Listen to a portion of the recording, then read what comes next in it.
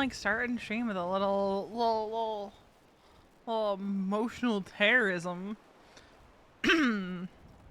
We've got therapy in about an hour and a half. So I figured we'd start stream a little bit before then. I accidentally river dumped V's bike. I'll tell the kiddo hi.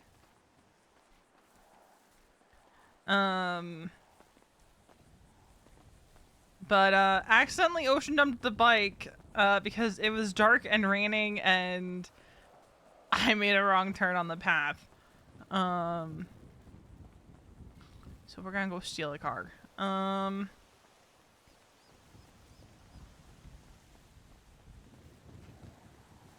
Fuck you, dude.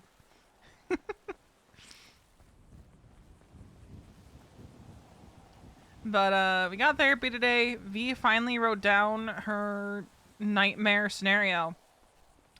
And I rewrote it before stream. It's very straight and to the point. She has 2 nightmare scenarios. The first being, you know, Mason leaves her. Because she writes that she's not sure she's not sure she'd be able to watch him move on with someone else.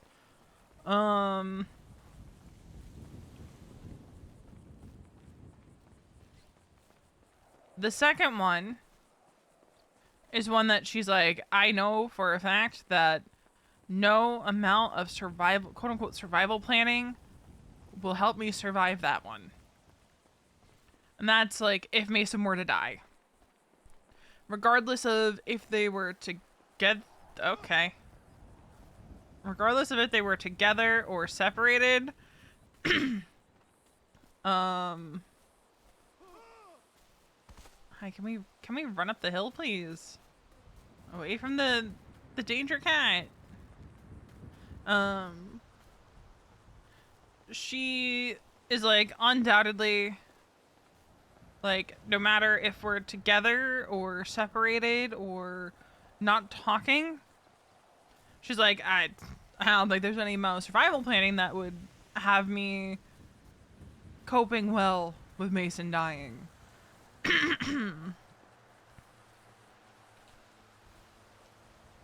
Oh, don't you dare! Don't you dare! Don't you dare!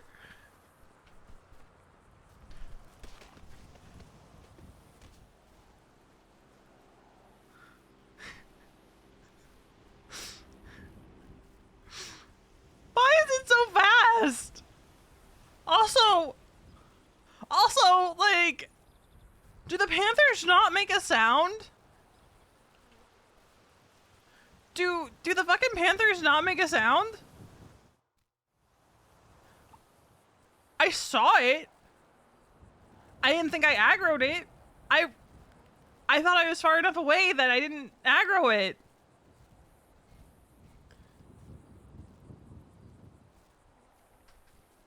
What, like... Yeah, I mean, there's no reason you can't. I mean, the sound effects volumes... I usually hear murder kitties.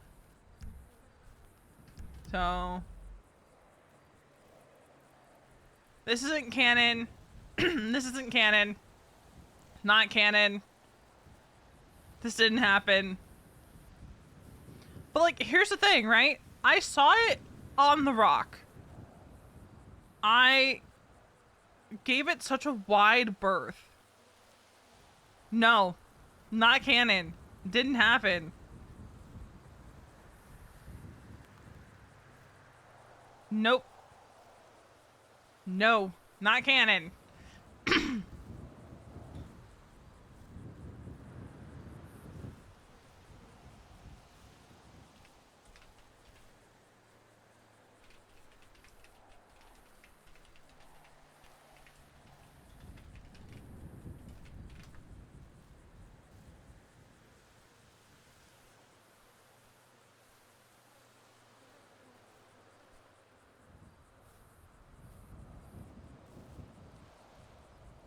I'm mad about this.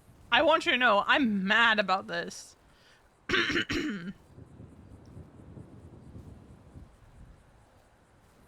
Like, I'm tilted about this. There's no reason that Murder Kitty should have locked on to her, man.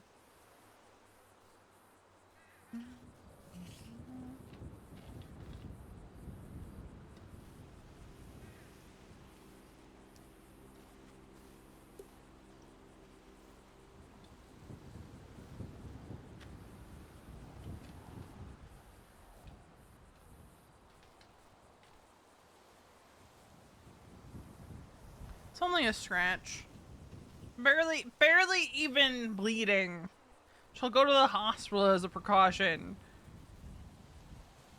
But, fuck that, dude.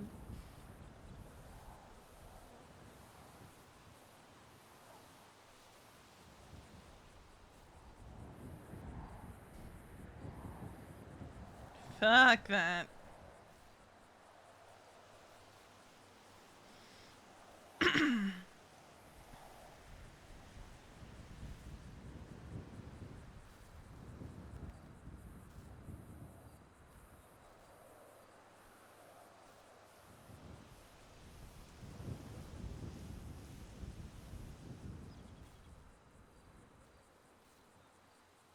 Well, isn't that great for Duke?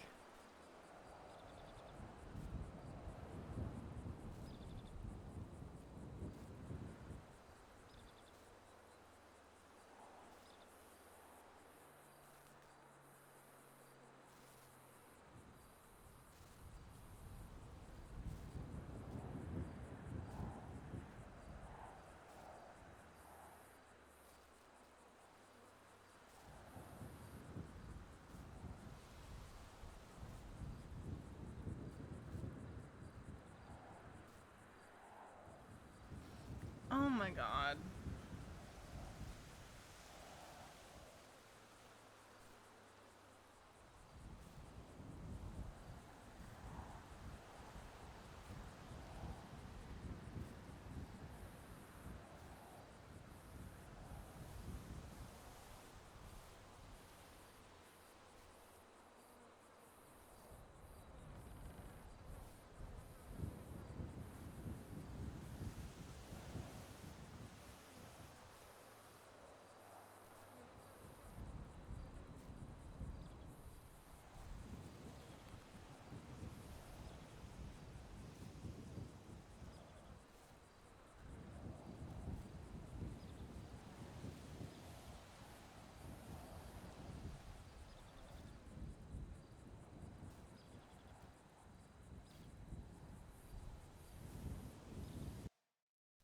Oh, well. Cool.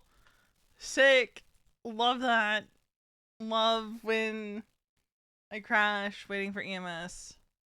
Stairs. Hi, Sean. Hi, Sean.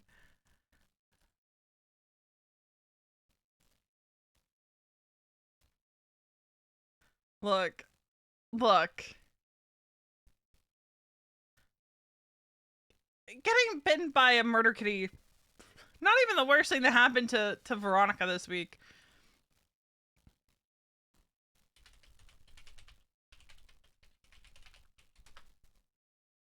Oh, I don't think I'm the only person that head popped. Because Love just DM'd me saying not head popping going to Chumash.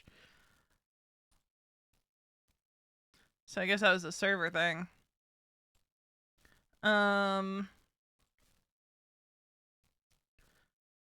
The album? See, I liked it. I know a lot of people are like, oh my god, it's so like childish and all that. But I'm like, let the girlie live in her happy pop, so in love era. Like, just let her live in that era. I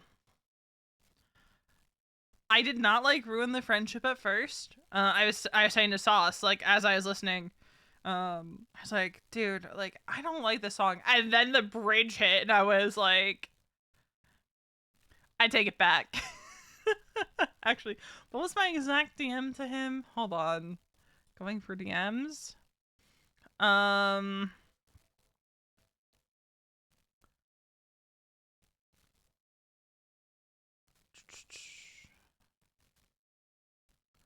Yeah, I was like, ruin the friendship is He sent me something, and then he goes, oh, never mind, sad. And I was like, oh, the bridge, oh my god. Because, like, we were both listening and just, like, DMing each other. Our reactions. I was, like, 30 seconds behind him or whatever. So he'd react to something, and I'd be like, oh god, what's coming next? But yeah, this is not the Taylor album for V. V is in her tortured poets era right now. She's in her folk more tortured poets era right now.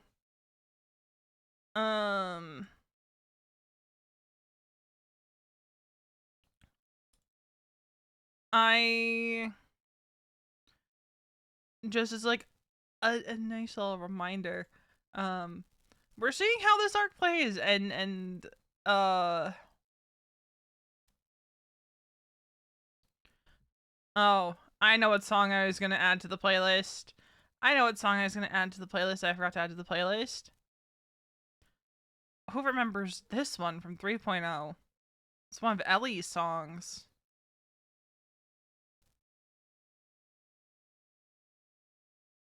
I feel like this is a very Veronica vibe right now. I miss Ellie. I miss Ellie. I miss her, dude.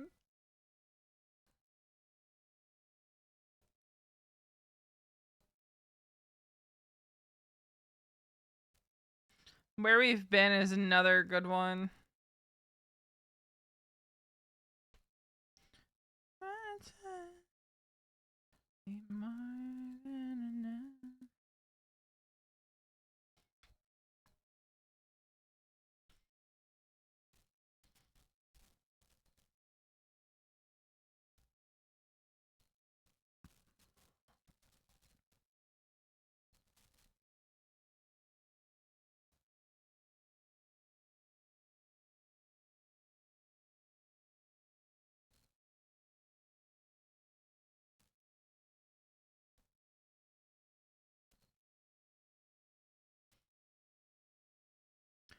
Yeah.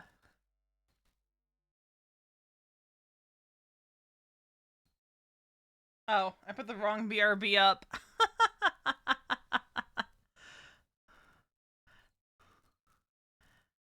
I just like I looked at my stream deck and I was like, oh, BRB.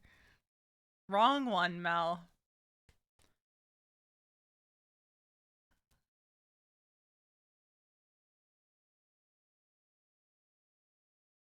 And then we sat on this screen for like 20 million years. Which I think is because I had to do something really convoluted to get my game to stop crashing. Okay. My PC is on power saver mode so that 5M will stop crashing.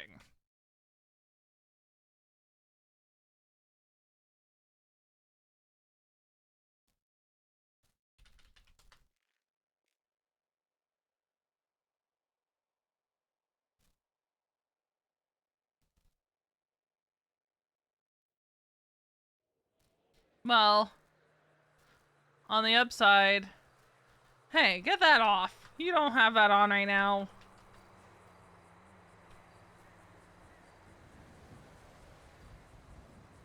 Oh, she bleeding. She bleeding. We'll just let it happen.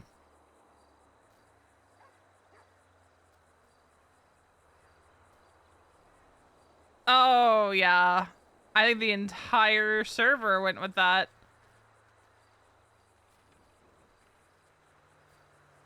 Because I'm just curious. I'm like, let me see. Yep. It was like the entire server crashed. Yeah, because now 769 is the first one. And there's 84 people in server. Yep, that'll do it. That'll do it. Yeah, that was everybody.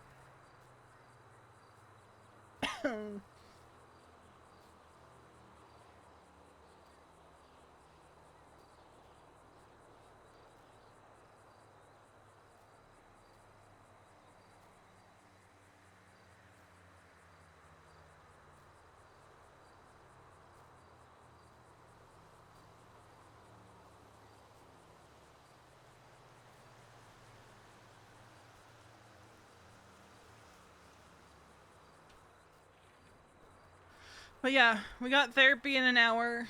Um, and uh, it's gonna be interesting to see how things play for Mason and V. It's gonna be interesting to see how they play.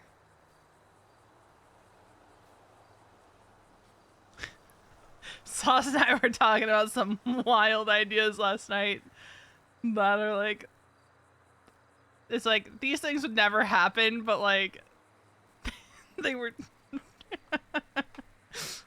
There were some diabolical ideas, man. Just downright diabolical. Um, would never happen, but like are funny to think about, you know? And maybe one day I'll tell you guys what some of them were. Uh, but they're, oh god, it was. But we'll see. We got, like I said, therapy in an hour. If you know EMS wakes back up and comes and gets her ass. Um,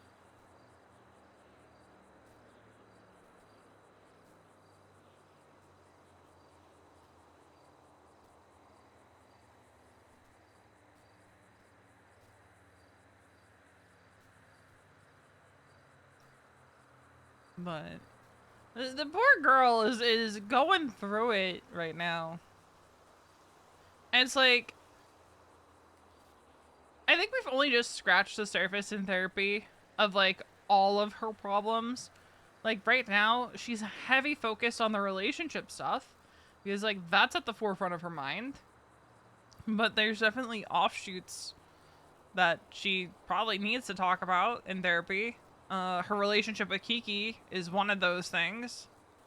Because she said before she went to Washington, that she's probably only going to stay at the Bundys for a few hours because there's certain family members that she's not sure she can handle being around for prolonged periods of time because of some stuff that she had started to touch upon in therapy that she needed to work through.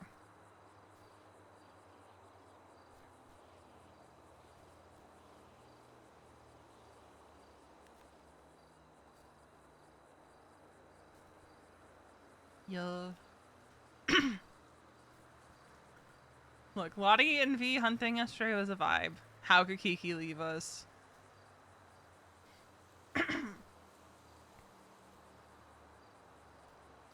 Yeah, I think that's one of the things that's interesting to think about Storm. Of like, you know, if Kiki had stuck around uh, in NoPixel, right? I don't think her and V would have been as close as they were. Damn. Okay, Oya.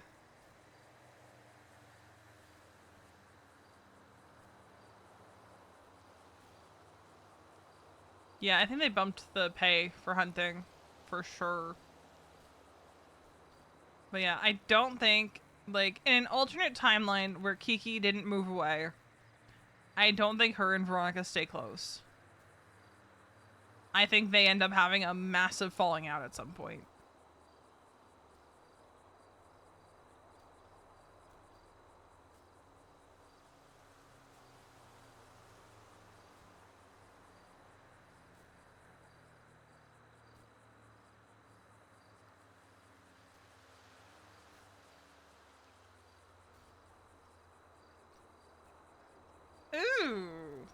That's a massive drop.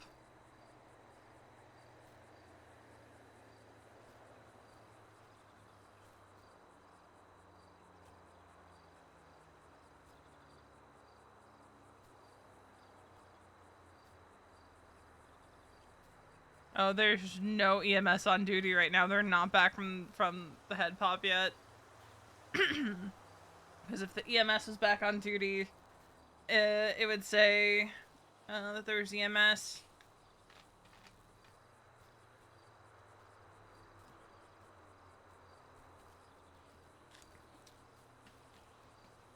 It would say that there was EMS.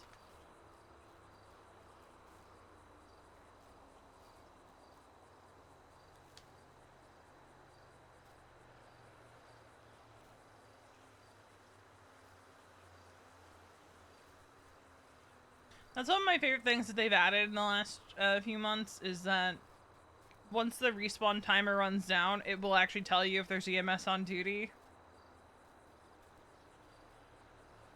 So you're not left like being like, is there EMS on duty? Like, should I even bother with trying to 911?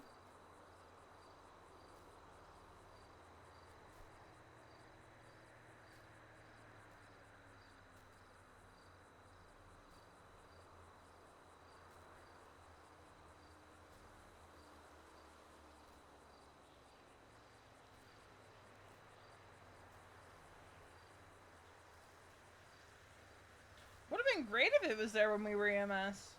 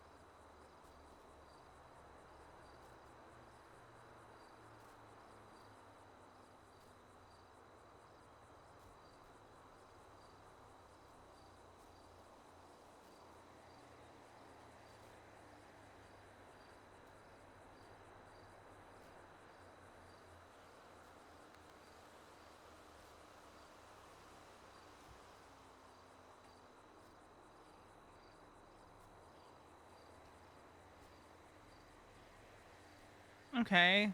So they should be getting back in server. Right?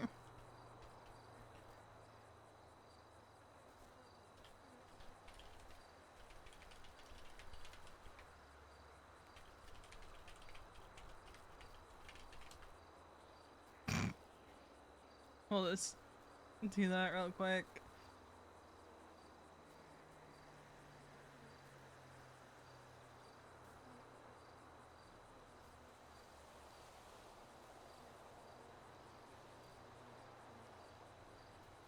Oh, they are back on. You know what it is? It probably doesn't update if they clock in.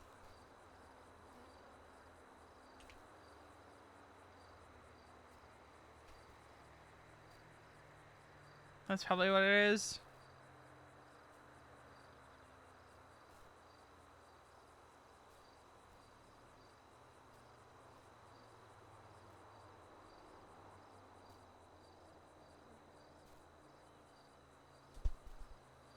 You know, and bonus, it gets her back down to the city.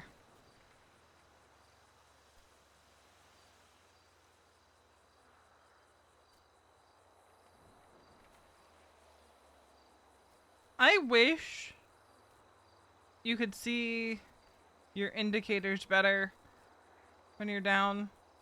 I want to see how much she's still bleeding. This bitch is bleeding bad.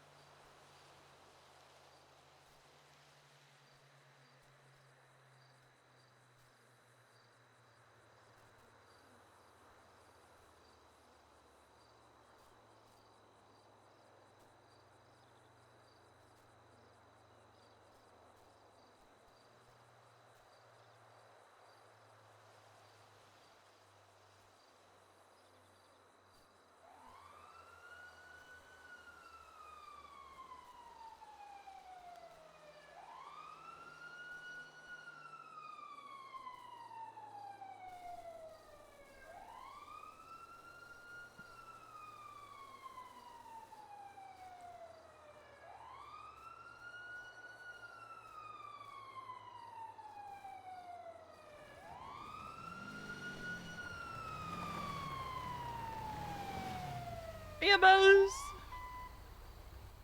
it still here? Or are you Oh my god! I was Are you far. Yeah, I was far away from it. And oh god, your ambulance. yeah.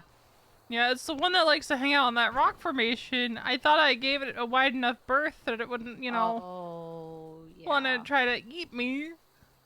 Yeah. It was It just silent too. It cleaned was a up. panther. All right. Was it a chompy chompy or a scritchy It scratchy or a was a mix of both? scratchy scratchy.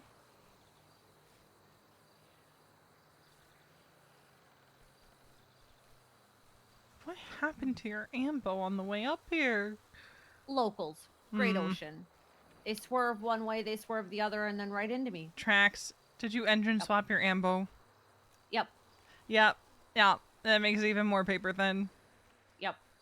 I'm gonna take the lightweight materials out of it because I've heard that makes it just plastic. Good to know. I've heard that lightweight materials basically turns everything to carbon fiber and it breaks down quicker. You know, that makes sense. Mm-hmm.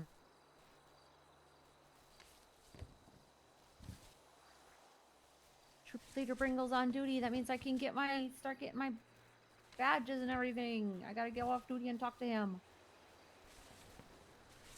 Yeah, I know the scouts are trying to do like a wildlife first aid badge or whatever, but they're having difficulty or something. No, not really. I'm gonna be doing a basic first aid class with, the bandages that you can buy at the hospital and stuff like that. CPR cert. All right, I got you. I'm gonna get you all wrapped up. I got you cleaned up. Let's get you wrapped up and we'll get you to the hospital. Works out perfect because mysterious circumstances happened to the vehicle that brought me out here. Definitely isn't sitting in the river. Oh. Okay. Yeah. It was raining and dark, allegedly. Oh, yeah.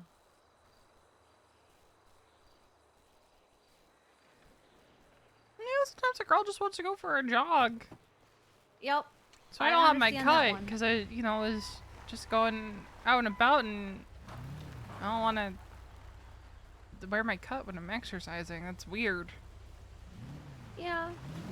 I had my first therapy session today and she suggested that I do, Omega, thank you for the resub.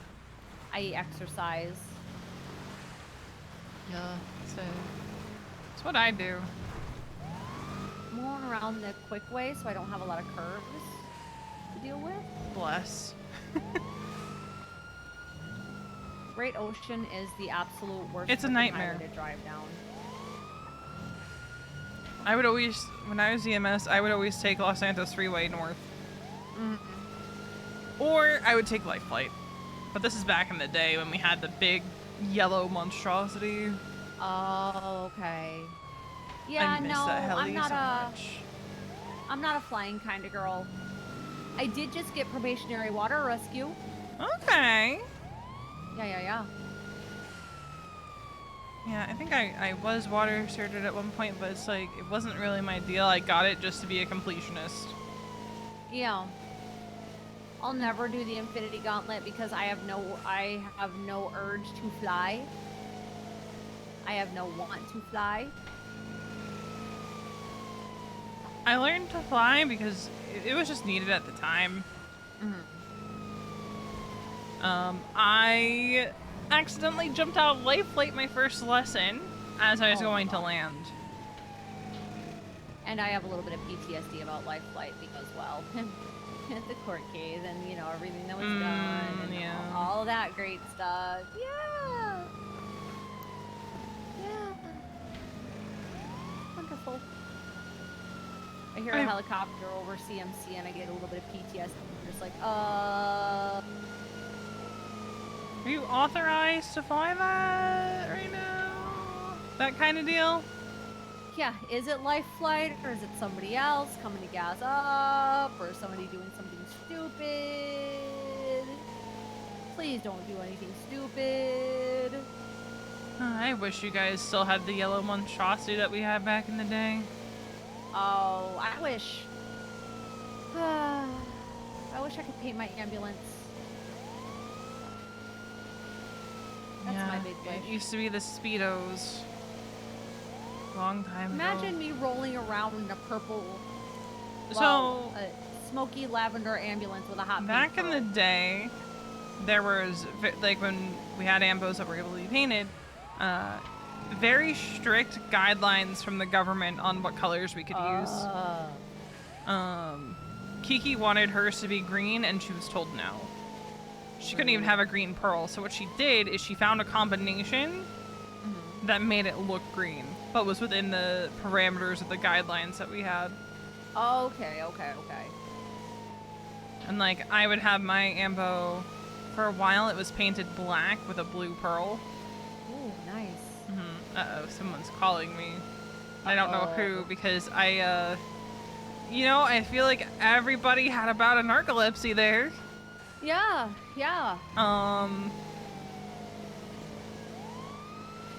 Got awful sleepy and took a nap in the middle of Great Ocean Highway, you know? Yeah. And then my ambulance, the valet It's guy brought Violet. it back literally on top of me, so I was stuck inside of my ambulance but unable to get inside my ambulance. You know. Classic, love it. Yeah. Violet is one of my favorite EMS. I'm pretty sure she's one of Dax's kids. Narcolepsy.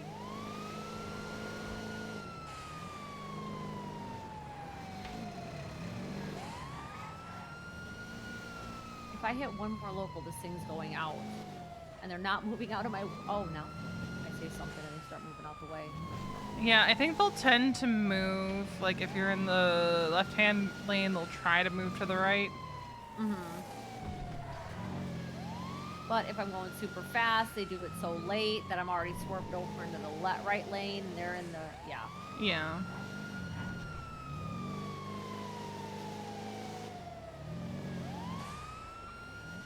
I love it here. I love it here. I love it here. I love it here. I believe it is. Also, I think it was Wally calling V, because he called twice, and then... It's either Wally or Raina, and whoever it is called twice and left a text message. Papa 4823 CMC.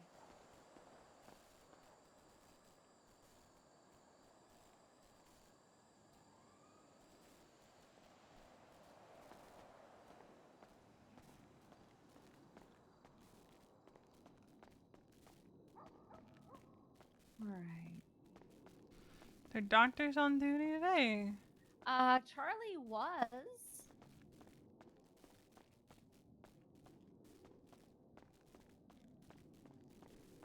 Oh, well, Charlie's not.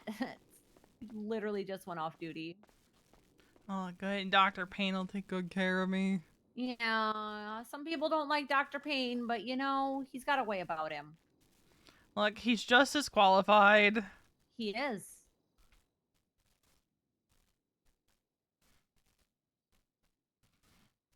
Yeah, V doesn't really play into the local doctor doesn't know shit. Unless it's like she's going for a checkup and it's like the roll is bad, so like, something's infected, then she's like, okay, must have been a little drunk. Or grabbed the wrong needle.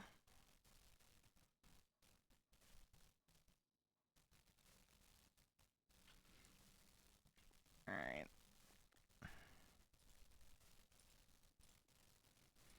Raina and Wally.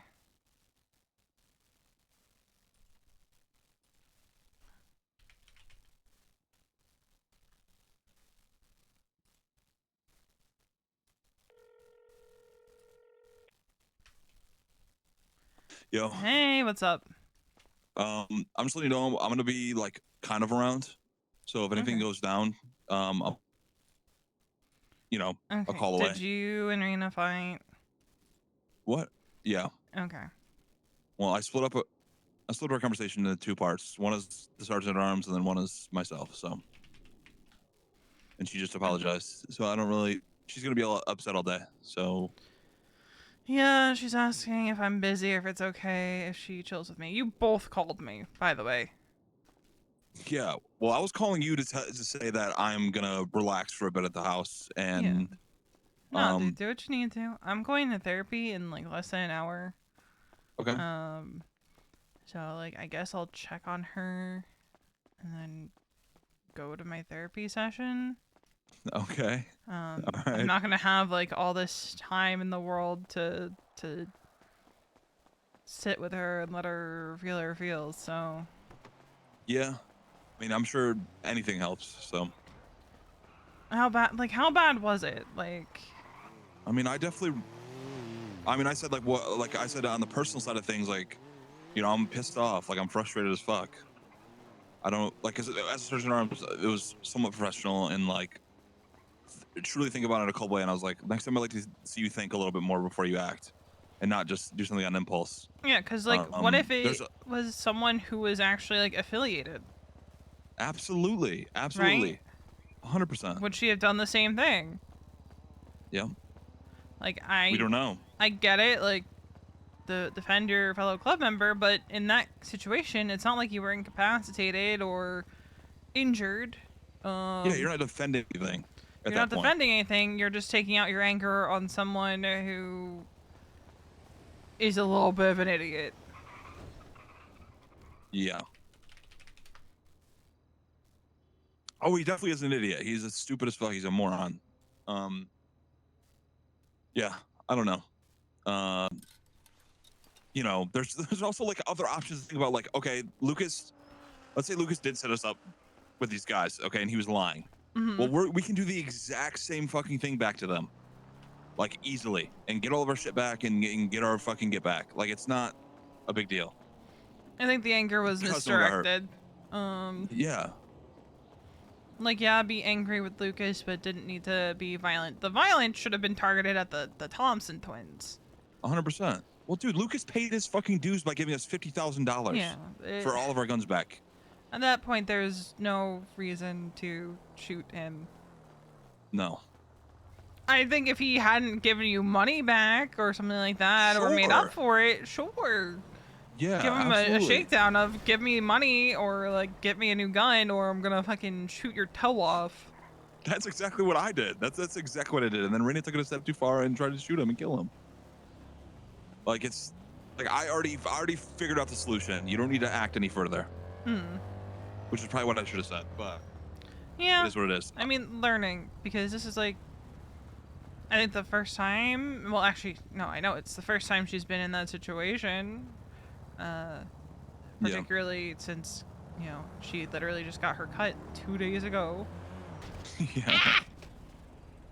What the fuck? I got I've hit never by a heard you car. make that sound. I got hit by a car. I have never heard you make that sound ever, bro. What the? I'm sorry, I got hit by a car. That was not a. It didn't even sound like you, bro. I had none of your inflection. What the fuck? What can I say? It happens. I had to go to the hospital because a fucking panther scratched up my leg when I was up on the trail. Oh fuck. Wally, I kid you not. I gave this thing such a wide berth, and then I pulled my gun, but it was too late. A wide berth? BERTH? What the fuck does that mean? Like, I stayed far away from it so it wouldn't smell me and be like, oh, that's dinner. Yeah, okay, makes sense. Spoiler alert, it still decided I was dinner. Yeah, it seems like it. Anyway, so Veronica, you have to text Mason when you wake up, right? If he's awake before you. I mean, generally I do, yeah. I don't have to guess text him specifically. It's not an old lady rule. No, not to anything? my knowledge. Okay. Old ladies just follow chain of command in that. It's still nice to text your partner that you're awake, but I don't think it's ever been said that like an old lady has to text their partner first. I always thought that's how the chain of command kind of works. I thought it was similar to like prospect sponsor. No, you don't. Like sometimes I'm like, I don't want to fucking talk to Mason right now. I'm texting Riley. Okay. Well, I'll need to re-clarify that with Raina then, because I thought, No, text your partner. it's not. You don't have to always text your partner. Jeez. It's just like it'd probably be nice for your partner to know that you're around. Oh, for sure. Especially if you just got like kind of like a fight the other day and you get Yeah. to talk about it. Yeah. Like I probably shouldn't be the one Because reaching you out.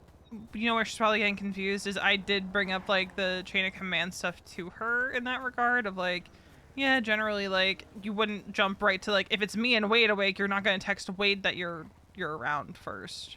Yeah. That might be where she's getting confused. I mean, it to I be don't know, like man. you don't text Wally that you're awake first. Like if you want to text Wally first, text Wally first. That's your partner. That's a little different than texting like Wade when there's patched members around or other old ladies around. 100%. Yeah. Did she text you? Yeah, she did. Well, then that's all that matters. Yeah. Okay. I'm gonna fucking hit the sack for a little Alright, bit. She you lay on go the do couch. that. I will give her a call and check in on her at least before I head to therapy. Okay. Sounds good. Alright. I'll talk to you later, V. Alright, bye. All right. Bye bye.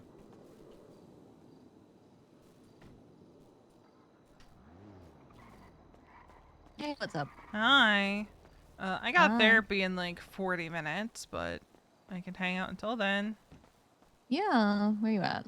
I'm just getting to the apartments. The apartments. What are you doing over there? Getting a vehicle. I mean, I could come pick you up. No. Okay, actually, this is something that frustrates Mason a lot when I do this. I'm feeling like, What? no, I don't need a ride. I'm gonna run to the apartments How far did you run? Ah, from the hospital. from the hopsicle. Yeah. What happened? Oh boy, I almost got hit by a cop. Oh, that wasn't bad. What happened was I was up on the Cassidy Trail, moved to avoid a murder kitty, and the murder kitty said, "No, Veronica sounds like a good dinner right now." Actually, You didn't lose your arm, did you? no, I'm not cringe like that. Imagine losing your arm to a mountain lion. Yeah, that would be really cringe. Could just like Wade never said. be me. Yeah, okay. All right, I'm almost to the apartment. I'll pick you Oh, up. Jesus. I'm gone. Oh, you're already gone? Where the hell are you? I'm already so gone. Jesus, okay. Well, where are you then? Heading to Chumash. Oh, you're heading. I was just in Chumash, bro. Okay, I'm heading back. Making a U-turn.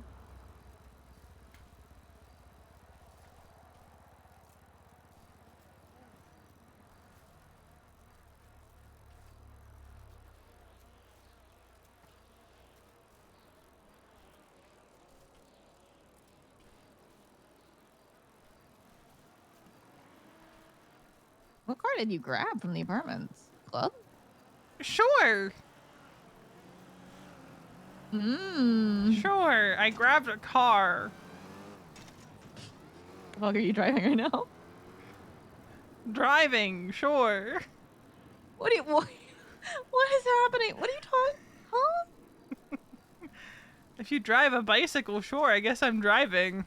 Oh my god, where are you? On the beach. Oh, you're on the which beach? Jesus Christ. Oh my god.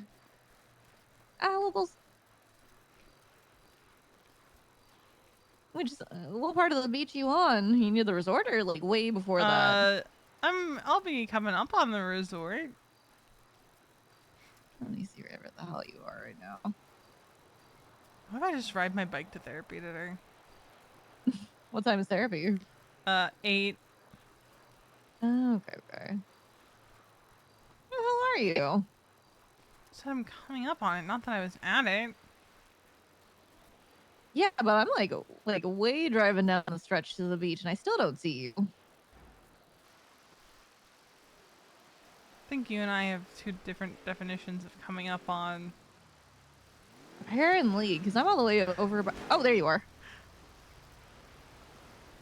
Jesus Christ.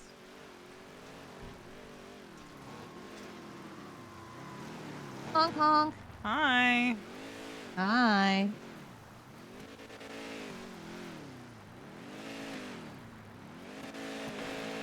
Just enjoying a little leisurely stroll.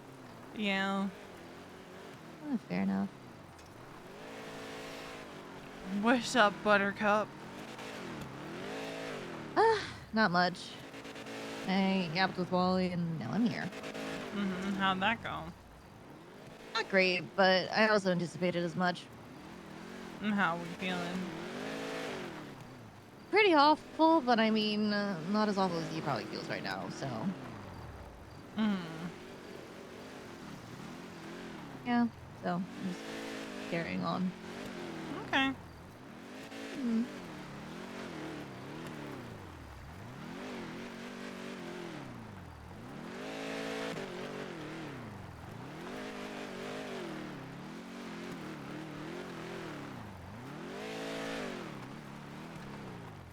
I keep thinking you're about to hit me.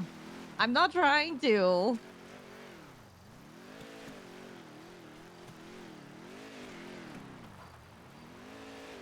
Wally and I did a job with Chaos Legion earlier. No, how was that? It was fun. That's good. It's a good vibe. Lucas Miller was there. And he goes, 1042, but were you a cop or something? I'm like, gross, no. Holy shit. Huh. Gross. I was like, think about it. He's like, I don't know what else you could have been. I'm like, think about it. Look at my What an cut, man. idiot. And so I had to give him the hint of, I liked helping people by doing medical. What a fucking idiot. I know. Knobs are not bright. We got like 38K out of it for the club and a PNY card. So sick of that. Yeah, Chaos kept the gold card because, I mean, they bought the job, so they kind of, they get first Yeah. dibs on what to keep. That's fair for them. Makes sense. They invited me to do the jewelry bank truck combo, but Ugh. I just was not feeling it. That's fair. That's fair. I have no interest in touching bank trucks. Yeah. Touch one once. I'm good. I don't need to do that anymore.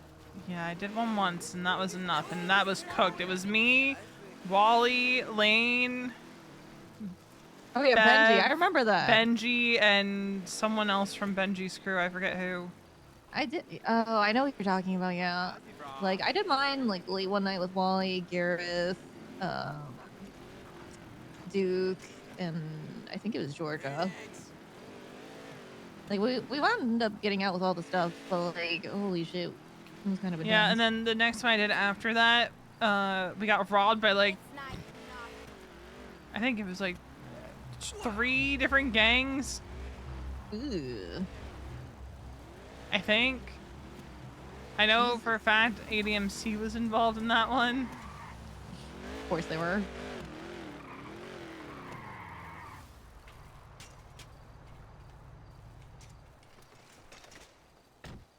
Oh my god. Danger prone Daphne strikes again. Okay, shut the fuck up.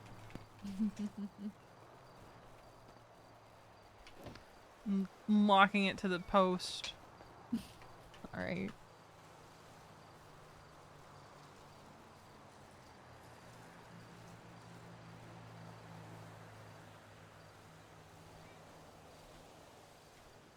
This is what I wear to therapy now.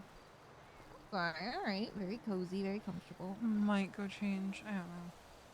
Up to you. Might change the pants because I wore this last time I went to therapy. So I might Well, throw you on don't my wanna seem like green you wear the hoodie. same exact thing Yeah. every single day. Up to the Oh, clothing the clothing store. Here, I'll drive us.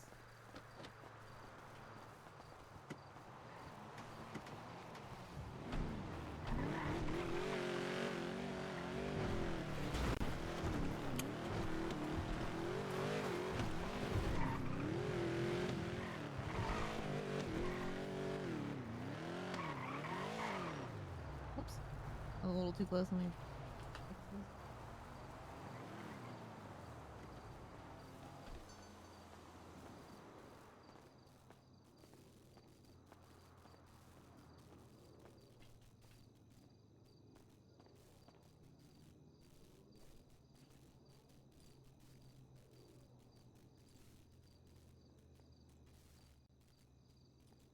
You ever just have the feeling of hate or anger just because you know that something's out of your control and there's nothing you can do about it? So you just kind of, try to figure out what to do in the meantime? I mean, sometimes, yeah. Yeah. Because there's nothing I really can do right now. Sure. Yeah. What is it that you're wanting to do? I mean, my mind's pretty blank because ultimately, like, it's waiting. Because I did For? apologize to him, and he fairly said that right now he doesn't feel like he's in a position to forgive me. And I'm like, okay, that's perfectly understandable. So now I just, try to figure out. I don't know.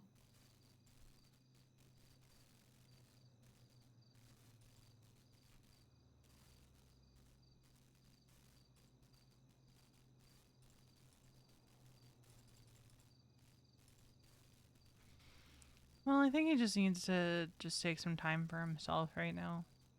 Yeah. And then he went back to the house for a little bit to relax, so.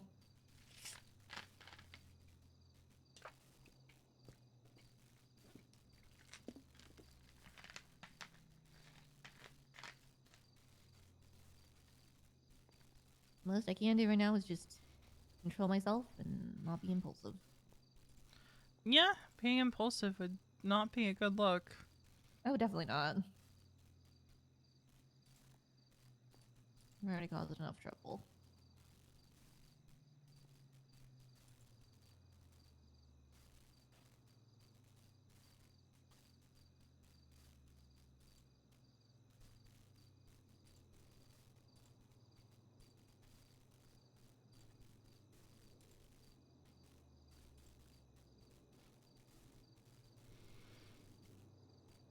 I mean, you at least recognize why he got upset, yeah? Oh, yeah, of course.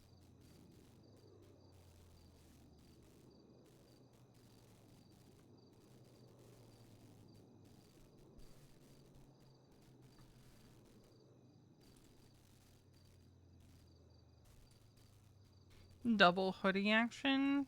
Question Oh, mark? God. No.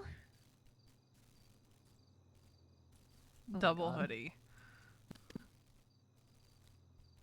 Not winter yet.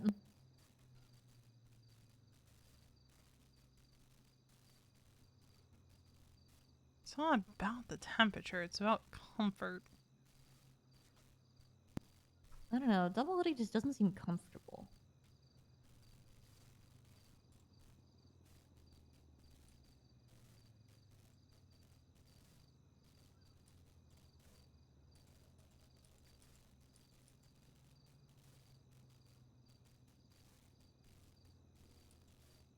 Scrubs. Hmm.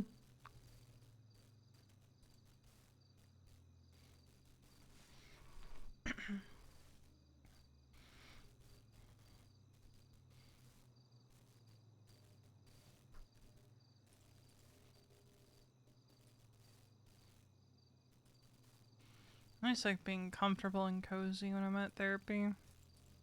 Mm-hmm. That makes sense.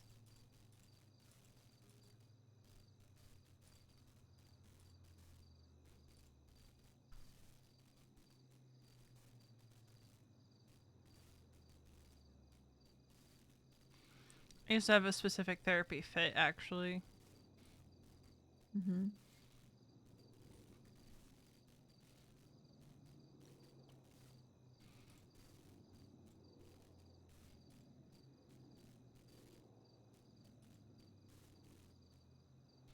Hmm.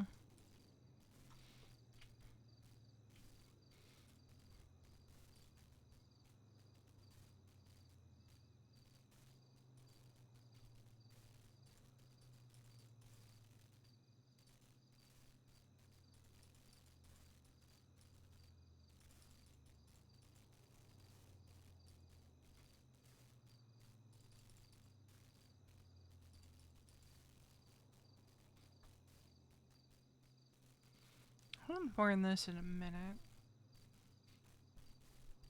Mm.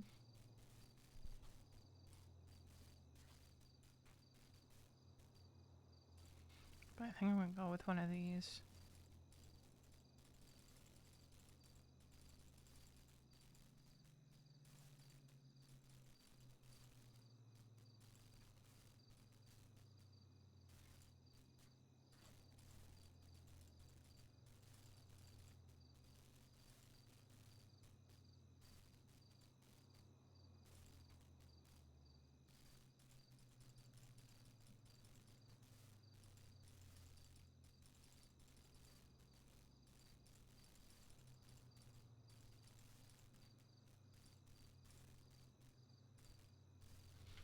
Hello.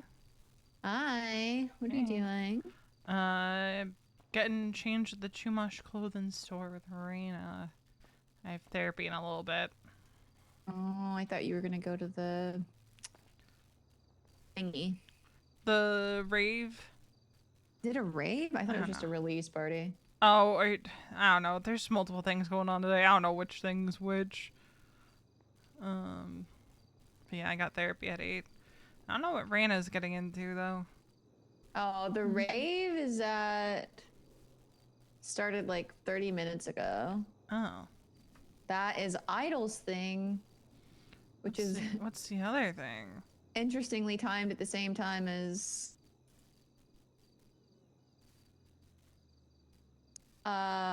there's a release event for the Scouts. Oh. Yeah, it starts in 30 minutes. Oh, the animal thingy. Yeah, I thought you were gonna go to that. No, I got therapy. Oh, there's a badge that you're not gonna get. I'm not a scout. Oh, I thought you were. No, Reina is it is. just Riley? Oh, maybe that's what she's doing. Reina, Riley, and Lottie. I got you. For some reason, I thought you were. That makes sense. No. So if you're looking for Okay. someone to go with you, Reina might be up to it. I don't know. I'm just bored. I feel like there's so many people in the city, but no one I know is around or doing anything. It's probably because people are just all at this rave, which I cannot be fucked to attend because The it's rave and the probably release. so loud. Yeah. Then I'm just gonna be off at therapy. Yeah, probably better than whatever. I mean, the release probably isn't too bad. I'll see if Reina wants to go or if she's Yeah. going. Yeah, it'll probably be fun for you guys. Yeah, sure. It's something to do. I'm tired of being bored. I was kind of mean to Bringle the other day, but Yeah. He'll get over it. probably he won't remember it. Well, I was like trying to transfer Barrick money and deal with Barrick, and he was just like, "Oh, hey, Alice," and I was like, "I don't have time for you." I just kept walking. You know, it happens. Well, I didn't have enough time to explain it in the moment, and I'm not sure that I would have anyway to Bringle because I'm so tired of all the jokes everyone is making about it. People are making jokes about it. Yeah. Okay, that's a little fucked. You know, us breaking up, or my favorite one was, oh, if he doesn't remember you, he doesn't remember he gave you all of his money. You just keep it. Oh, God. Out, like that shit. Although Marlo was probably the best one when I told him that he had retrograde amnesia, and somehow that turned into Marlo spreading around that Barrick lost his memory because Mercury bit him. Okay, that's a good one. And I was That's like, a good one. I see the connections your brain made. I can't even really argue with you about this. I'm just gonna let you. Mercury's in retrograde, which is what gave Yes. Barrick amnesia when she bit him. Yes.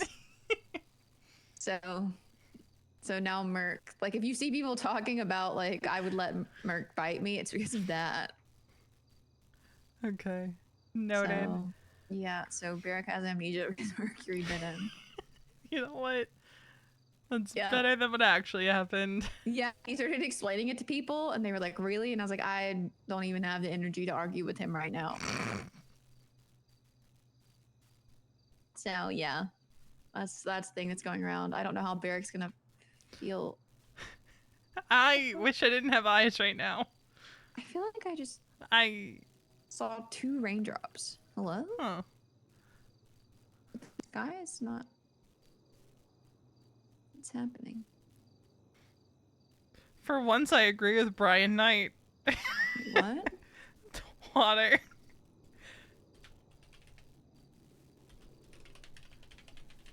That's so gross. Why are ADMC boys always so fucking thirsty? I don't know. Jesus Christ. I don't know. I wish I didn't have my other eye right now. What a curse it is to see on this day.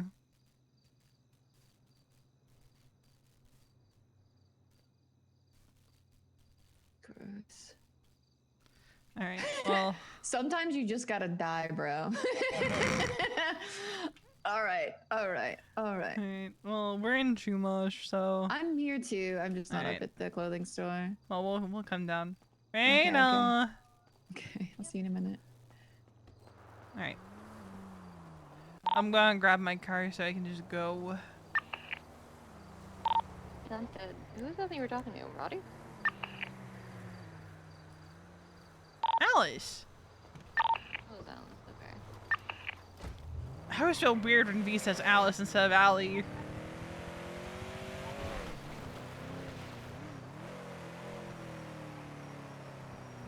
Woo.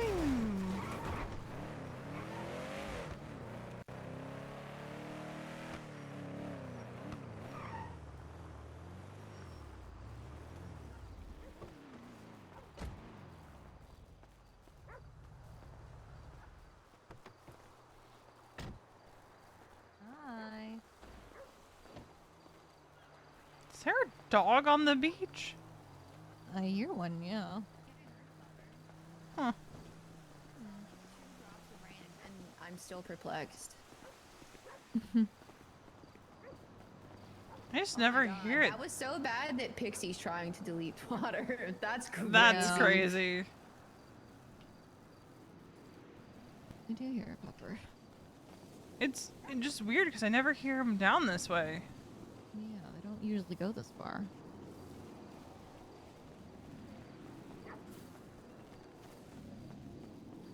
Oh, look. Where are you going? Hi, Harper. Hey, so my safe search wouldn't let me see any results for my search. What's a cum reservoir? What I a don't- reservoir is. Yeah, I'm assuming just take that concept and apply the other concept. Where's it going? I don't know. Puppy. I just wish I didn't have eyes to read that statement. Well, you don't have eyes, technically. I Does that I have an eye. mean? Just put the eye patch on the other eye and you don't have to see it. Okay, don't look at that. Oh no. Yeah, the dog's just snoozing. He didn't fall off the rock. Oh no. Poor puppy. Yeah. Alright, well, I'm a tadpole now. You're a tadpole. Okay. I've joined the scouts. Gotcha, gotcha. If I die, it's because Lex Striker's driving the car. Noted. I will know exactly which cop to shoot. When they first had them imported into the city, the girls just were So you don't have to shoot him. He'll probably already feel really bad difficult with everything. I'll all of know the which time. cop to shoot. about it. Nice. I got shooters, Lex. You hear that? They had to I've be, got shooters in the They had to street. be like tailored a little. Alright, Harper. I gotta go. Bye. Bye, B. Hello? Oh My God. God. Hey, Miss this Westfield. Some girl. I feel Hi, bad because who's I this? also called her right after she hung up the phone because I was Lex spam calling Striker. I was her. wondering if you were available to sell a vehicle at Mosley's. I'm not available at the moment. I'm getting ready to go do some stuff. Okay, no worries. Have a good Yep. one. Alright, bye. Bye bye. It was Lex Striker who's with Harper Belmont after I just said, if anything happens to Harper, I will shoot Lex. Wow. He wanted me to go Who's sell this him a anyway? car. Oh. Call me Miss Westfield. I don't like when people the do hell? that. Ooh. Oh. Interesting. But Lots yay, of people buying therapy. cars. Yay, therapy. Okay.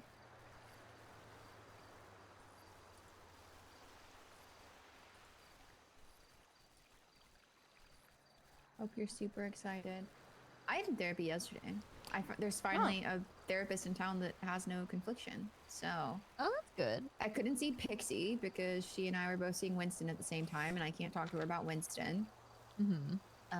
Couldn't see Jordan because she's absolutely infatuated with Shang. Mm-hmm. Can't talk to her about Shang. Can't see Siren, obviously. So Sayer. No confliction. He's not slept with or been in love with any of my exes, or isn't my ex. We're doing great. Hell yeah. He's not too bad. He's a nice guy. No, he's And has no ties whatsoever to the club. Mhm. true. I Yeah. don't. Did any of them have ties to the club? Hmm? Did any of them have ties to the club? The only active therapist with ties to the club is Duke. He does private therapy. Oh, I didn't even consider Duke. If I wanted to talk to Duke, I could talk to Duke and he would give me therapy, but it's not quite the same. I'm not going to confide in him the same way I would an actual therapist. That's fair.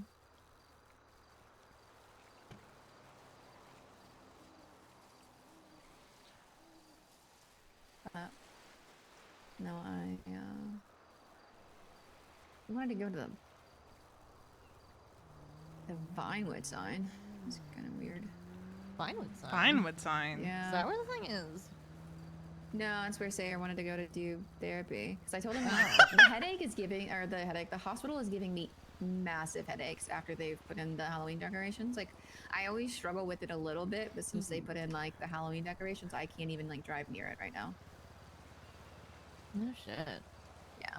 So. They probably should have gone a little lighter on the decorations in the south side. Well, considering we had such issues with the Pride decorations when they went so heavy-handed on them, I don't know why they just like, went super hard on them. But Doesn't matter where you live, the south side is always just like a vortex of headache. Oh yeah. I mean, I was doing really good with it for a minute. I, did a little bit of, mental therapy and sorted out some issues that I was having down there. And then they put in I had like a week of peace where I could, drive around there and not have headaches. And they put in Halloween decorations. Unfortunate. Yeah. It makes me sad because they're really cute. They're super cute.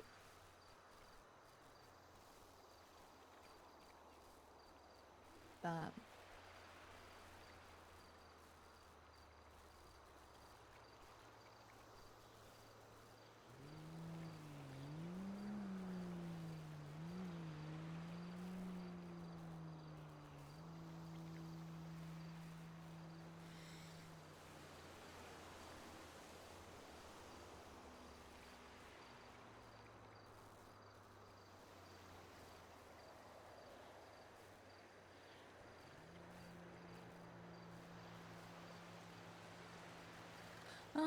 I saw Wally was around. He was texting me and then stopped.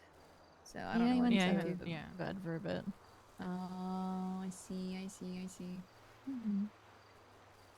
Pretty sure his eye is still fucked up too.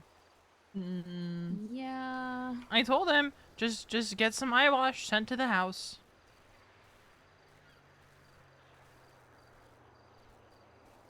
Yeah.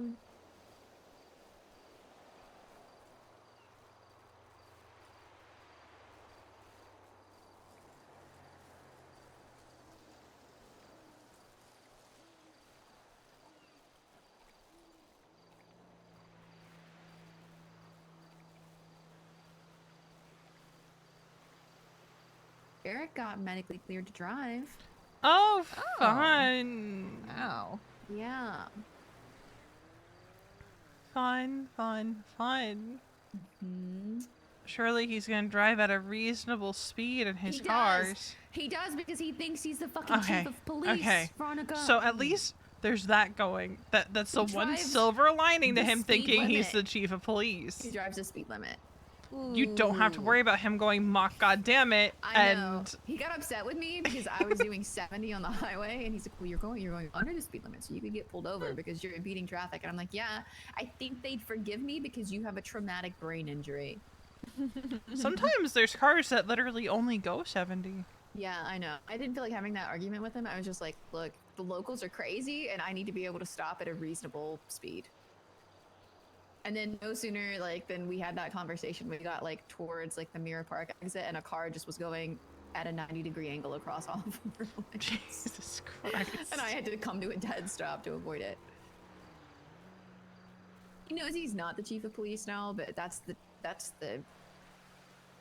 time frame he was existing in. Jesus. So he's I don't know, he's super cop. I'm gonna be honest, I really not a fan of this barrack.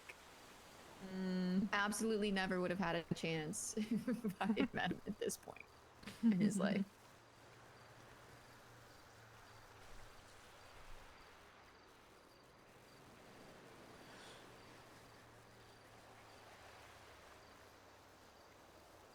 I should start making my way to Parsons soon. Yeah. Where's the release party? Do you want to go to that right now? Sure. Why not? I think it's up in Grapeseed. Okay. I figure there's nothing it's else the really Grapeseed going Theater. on unless you want to go to the fucking rave, and I don't want to do that. I don't really want Yeah, to do that it's- either. I feel like I'm just sick to death of loud music and parties. I feel that. Yeah, y'all will be going to the Grapeseed Theater. That's so fun. And then I guess going to is that 4 the new different. stage, or is that the one by the old funhouse? The one by the old funhouse, I believe. Oh, okay, that one. The stage isn't really a theater. That's a stage. Yeah, I guess that's true. The theater has like seating and stuff. Makes sense. Okay, okay. Yeah. Okay. Good luck with therapy. Yeah. have fun. Fine. Fun. Fine. Love dissecting my emotions. Love it. I'm gonna fucking blow up these rocks. I was whispering that. Okay.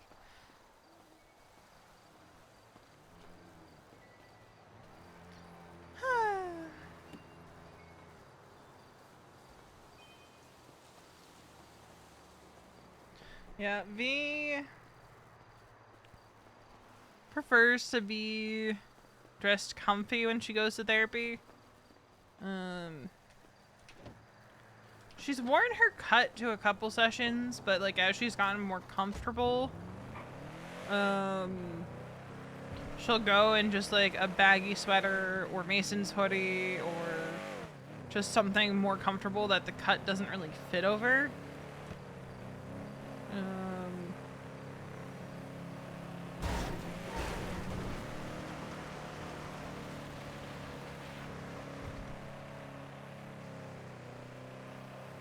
Because I would almost liken it to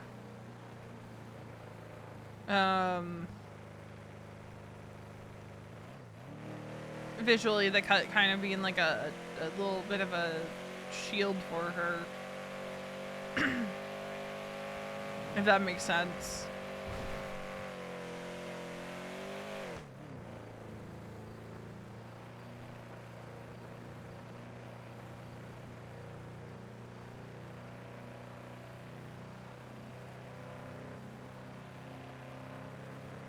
It's gonna take 8 million years to get there.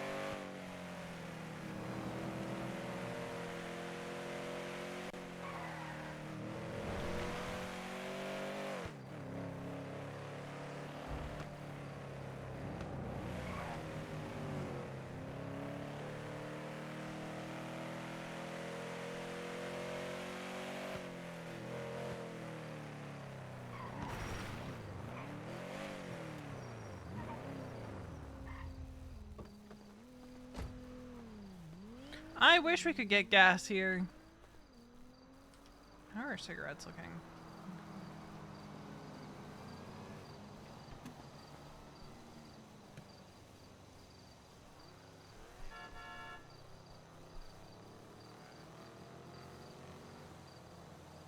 I forget to use the item so much. I just do the emote.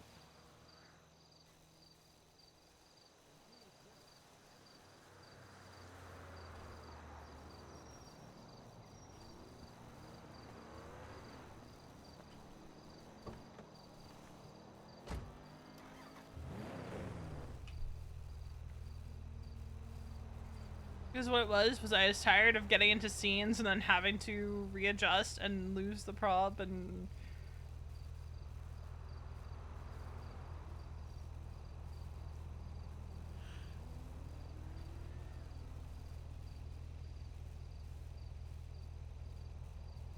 DuPont?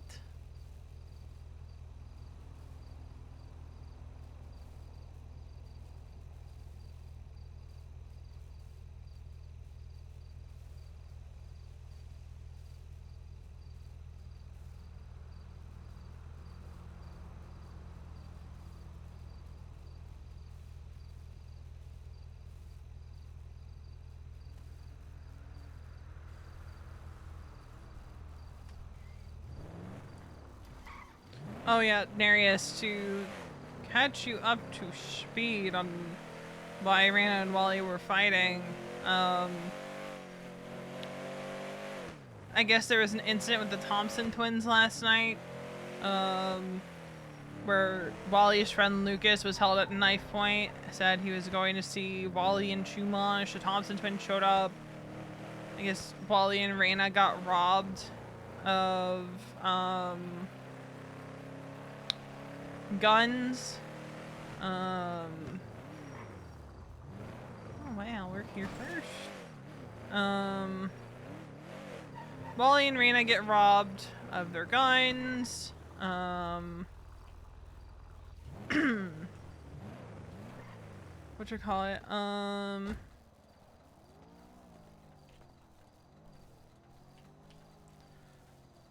And then, like, Lucas gave them $50,000 to replace the guns, and then Raina shot Lucas.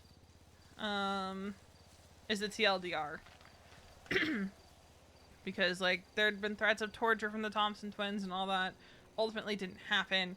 Lucas gave them money. Like, you know, Lucas made up to Wally and Raina, but Raina still saw it as, like, a thing to shoot Lucas over.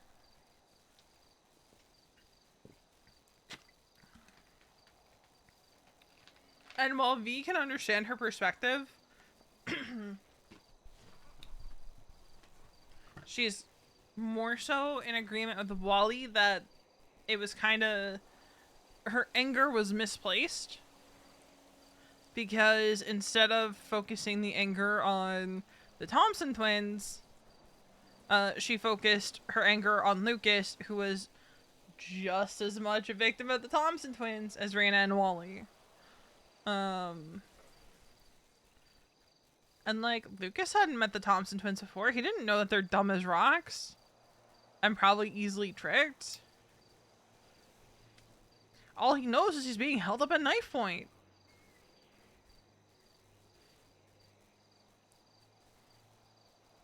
So, like, V and Wally talked earlier, and V straight up asked him, and she's like, now, are you going to be talking to her as, like, Wally Sergeant at Arms or Wally her partner?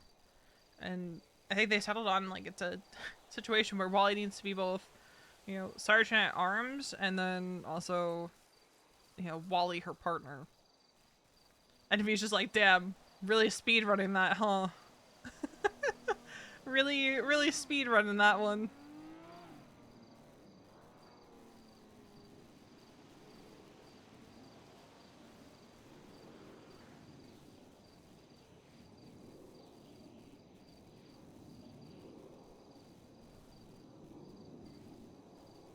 Like, she knew that it would come. Like, there'd be a point where it's like, Wally needs to talk to her, not just as, like, her partner, but as, like, the Sergeant of Arms at the club.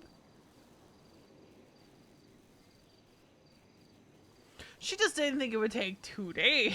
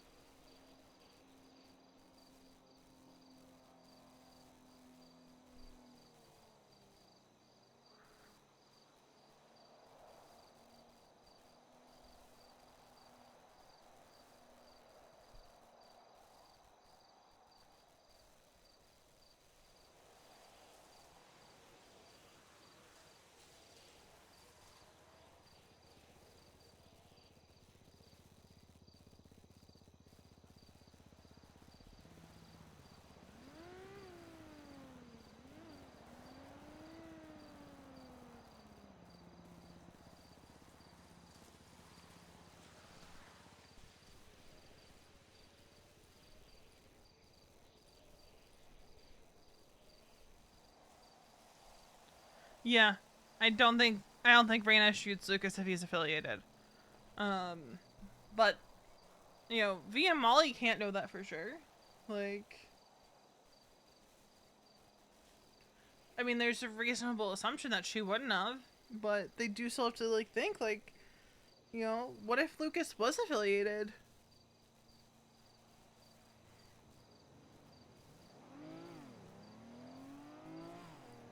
But it's still a bad look for like to both V and Wally are both like it's still a bad look to shoot Lucas over this, especially since he gave them money to get the guns back, and no one was actually injured.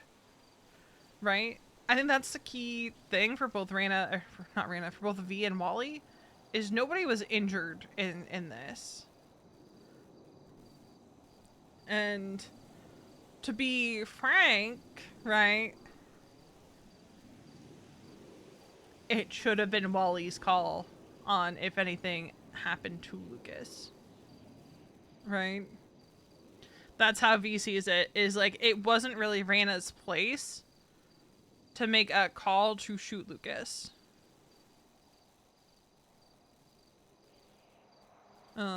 They weren't in any imminent danger. They weren't under threat anymore. You know, V's like, if Wally wanted something, because V's just like, if Wally wanted to do something about it, he would have done something about it. You know, that's just how she sees it.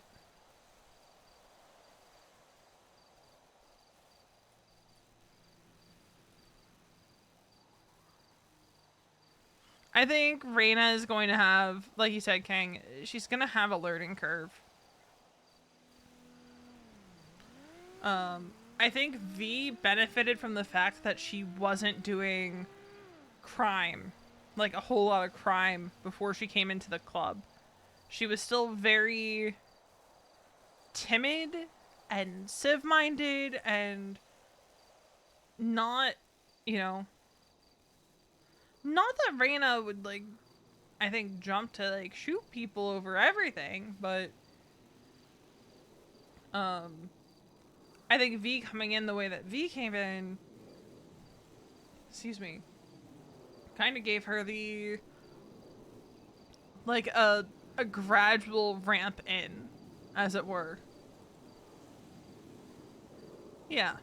Like, she didn't have as steep of a learning curve because old lady grew around her. Right? What an old lady is in the Raiders grew from and around her.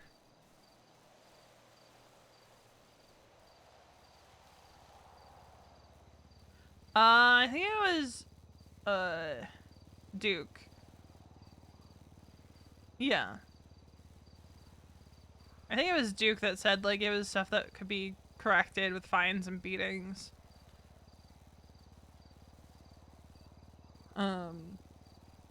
But like V kind of really had the benefit of it's something that grew around her. It wasn't something she was stepping into with already established norms, right? For Reyna, it's going from this is how it was one day, but now I have a cut on my back and it means I'm beholden to XYZ thing.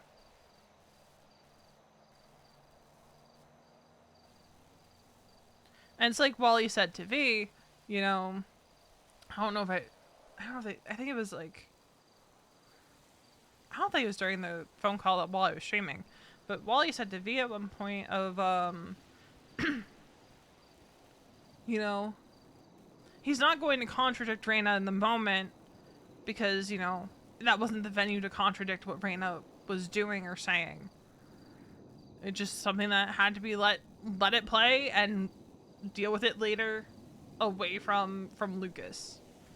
Because that's how the club operates. They don't handle things in front of people outside the club.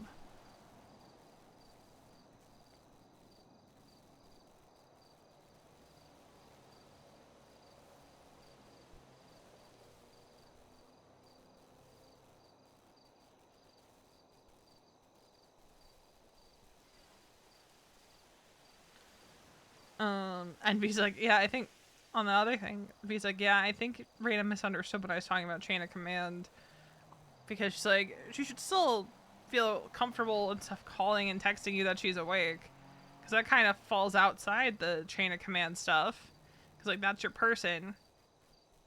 But like she should be generally letting people know, and like, you know, if it's down to like V, Lottie, and Wade being awake, V should be the one getting the text.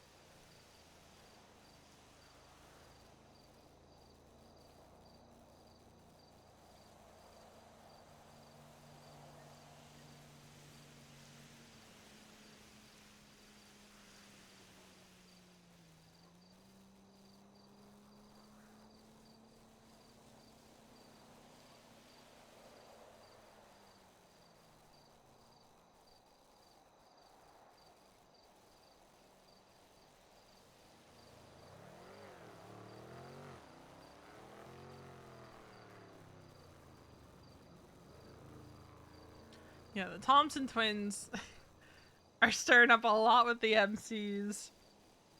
And you know what I say to that? I say, and good. And good.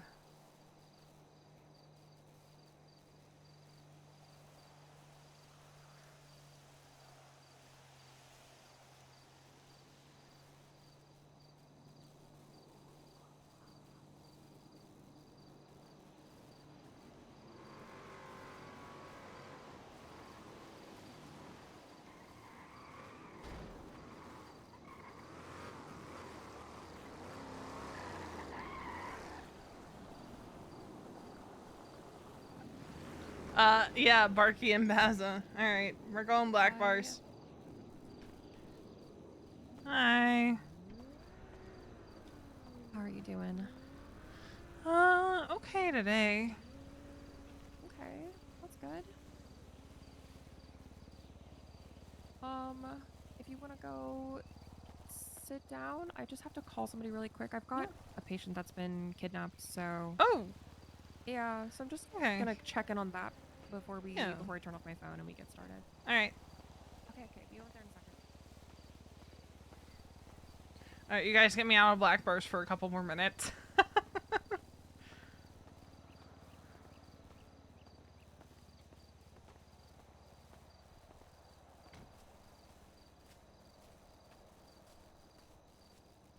Get me out of black bars for a couple more minutes. But yeah, I know it's Barky and Baza playing them. But I think having non-affiliated characters who are going out and doing that shit is something that's been missing from 4.0, to be honest.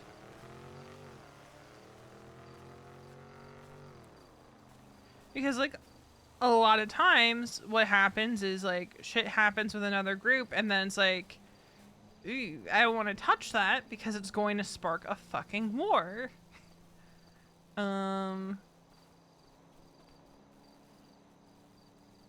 You know?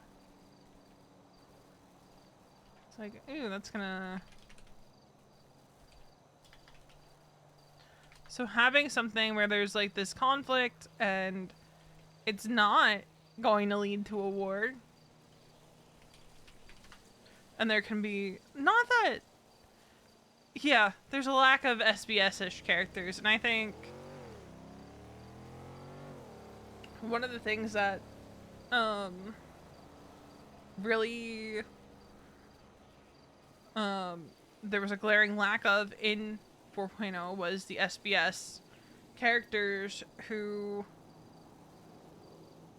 you could interact with. They could piss off your gang. You'd get into, like, a little shootout with them, or have some stupid back and forth where someone lost a toe, or, you know, some crazy, wacky scheme. It's part of what gave 3.0 its charm, I think, was your James Randalls, your Osvaldos, your Leos, your Holdens. Some people have never been block taxed, and it shows. God, Veronica in 3.0 was kidnapped from the courthouse by Mike Block. It was her, Sophia McMoo, a lawyer, I want to say Raina, were taken from the courthouse because Mike Block, it's when the loitering law was up for vote, and he was trying to figure out how he wanted to vote, and V's trying to explain what loitering is, and he goes, I bet we're gonna go loiter on Forum Drive. And so he takes them and has them sell drugs and guns on Forum, and GSF shows up. It's a whole thing. It was hilarious. There's also the time that Mike Block pushed Veronica into traffic in 3.0 because she said, I want to say she said that she wasn't sure who she was voting for in one of the elections where Bunny was running. And so he pushed her into traffic in Polito while she was in a wheelchair.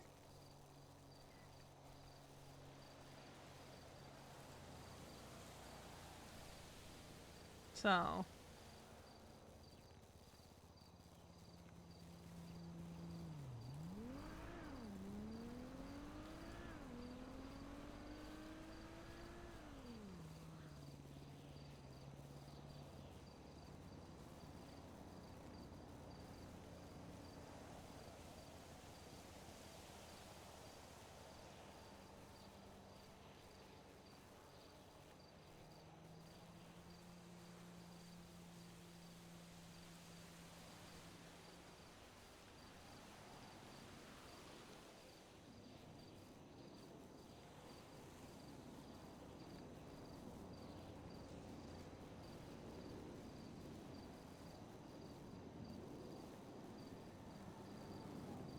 yeah, I haven't encountered them yet.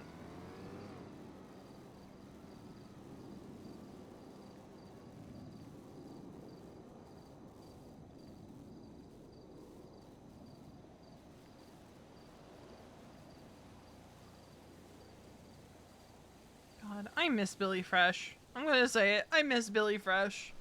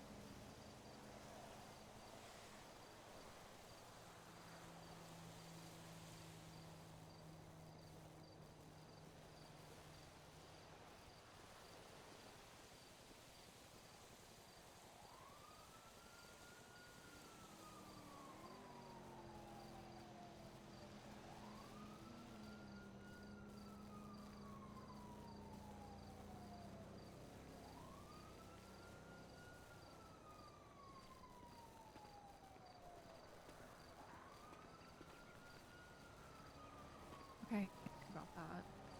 It's all good.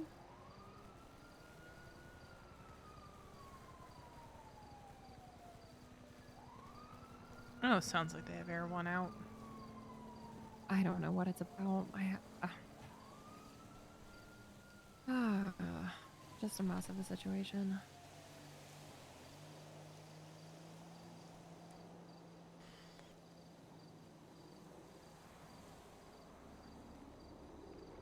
Okay, so a lot has happened since we were last together. Yeah, I mean, it feels like a lot and nothing at the same time, you know? Mm-hmm.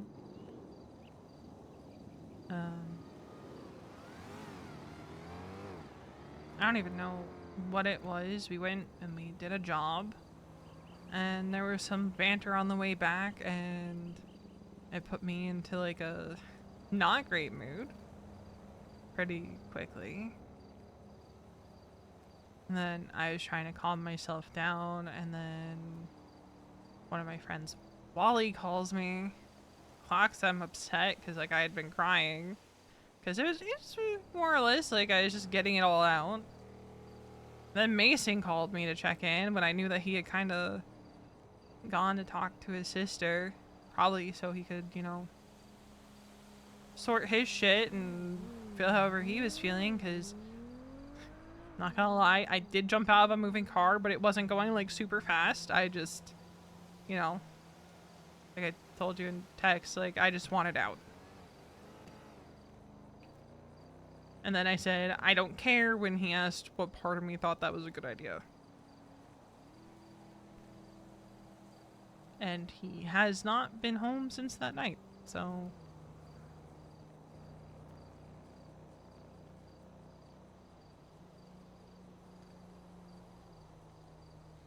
What was it that kind of originally set you off and put you in a bad mood?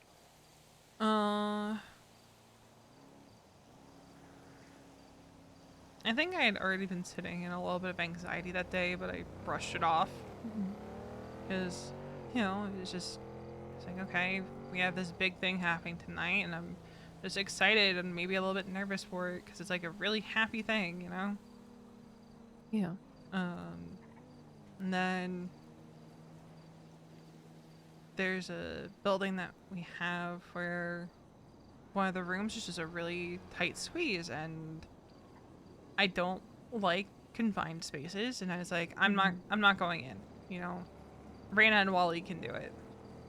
He was like, Mason and I had like nose goes, and like, so it would have been Raina and Wally, and then it turned into this banter, and I was like, no, I'm still not doing it. And it brought the mood down, and I started feeling really bad about that, and something just kind of snapped.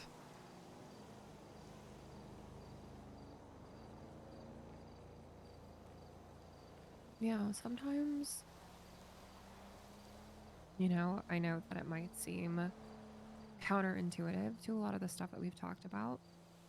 You know, running off on your own and isolating, like, in a lot of situations, that's not in your best interest. But, you know, like I was kind of, you know, texting you about, sometimes just being like, I need to excuse myself from this situation because I can tell that I am not in a good headspace to be on the same level, right? It's okay to be like, hey, this, you know, I gotta get out of this. I need to just go be on my own for a little bit. And, you know, communicate that with people. You know, I don't know if it was a time or a place to, like, you know, pass a note and be like, hey, not doing well. But, you know, a quick text to be like, hey, mental took a dive after that, and so I'm gonna need some, I need some me time, you know?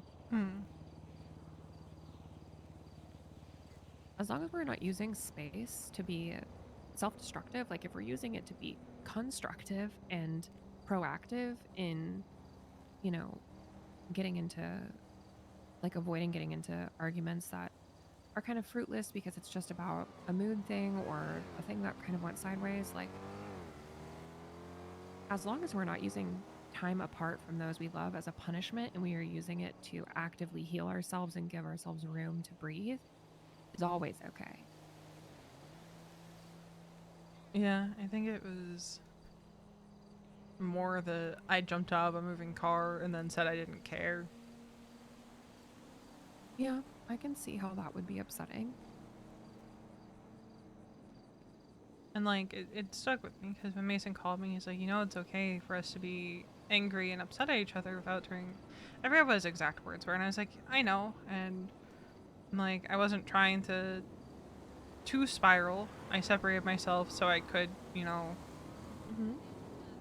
try to actively stop that spiral, you know.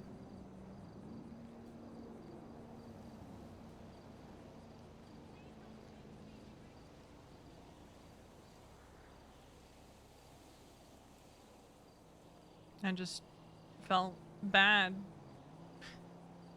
because I'm like, he shouldn't feel like he needs to call me and check on me when he's clearly like taking space for himself, you know.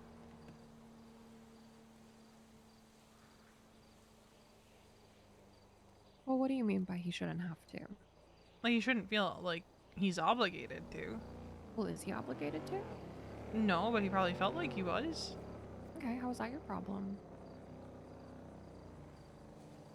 still gonna make me feel bad. Okay, why is it gonna make you feel bad? Because it just goes back to old patterns where he would have to stop doing whatever he was doing and come find me or call me or check on me. Right, but you keep saying have to. He's making that choice to do that.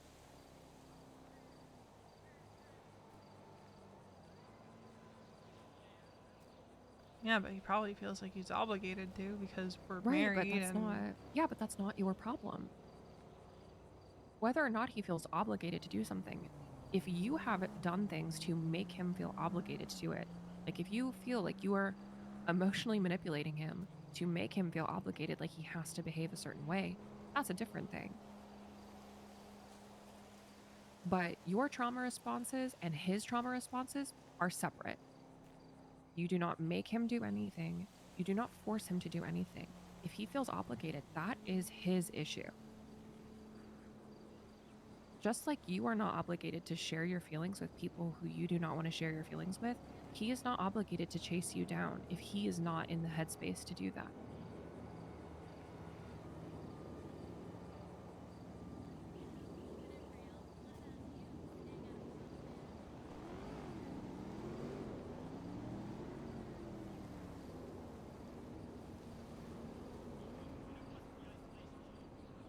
I've never asked him to. He's always just kind of done it, you know?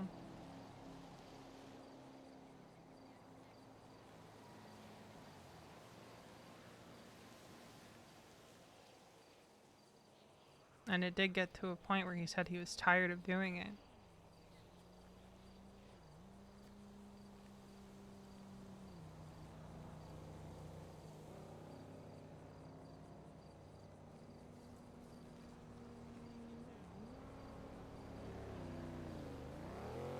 Veronica, if he's tired of doing it, that's not your problem.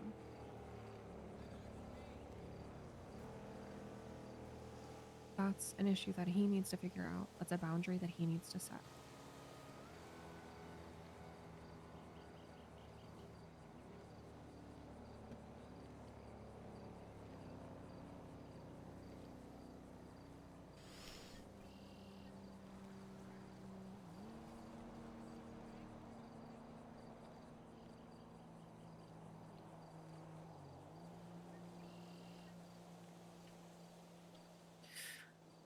Marriage is hard.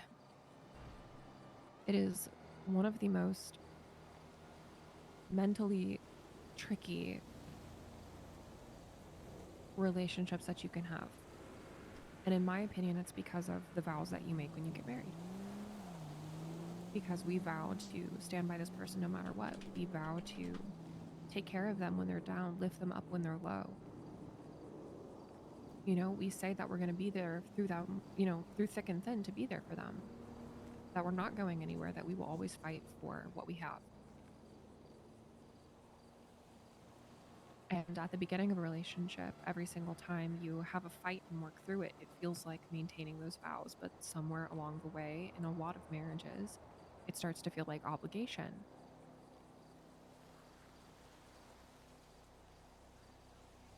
But the bottom line is that both people in a relationship have made a promise to be there and to show up even when it is really difficult, even when it's not fun, even when it's work. Your husband's personal relationship to being there for you is not your problem. He has to make his own peace with,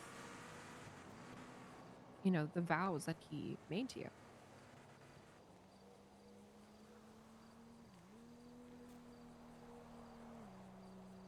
What you need to worry about is, you know, how you conduct yourself, how you handle situations like that, so that there isn't miscommunication, so that there's no hard feelings when you disengage, so that you have to, you know, because you need space. Ultimately, like, I'm here for you to help you and navigate, you know, this whole situation. I'm not really worried about your husband or what he's thinking or feeling or doing.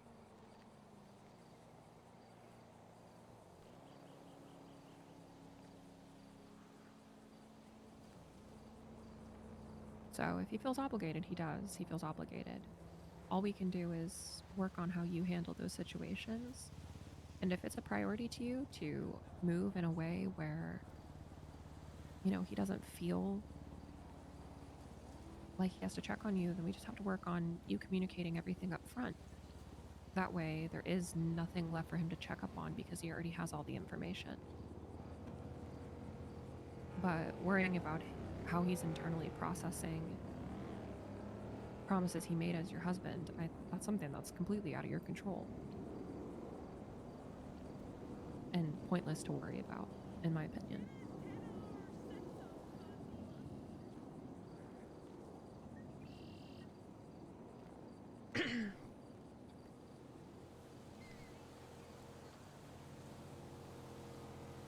Yeah, I think it's just something that has sat with me for a long time, you know? Pretty much since I had the crash out of all crash outs. I don't want to say I felt like I was walking on eggshells, but I think I was more mindful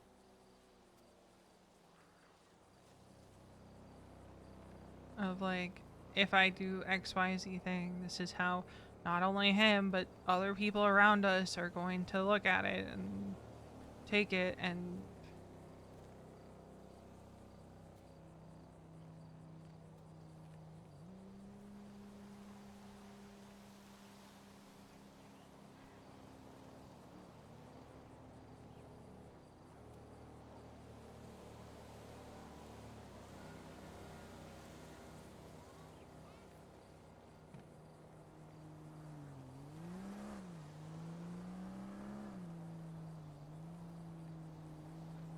There will be days where your brain really gets in the way.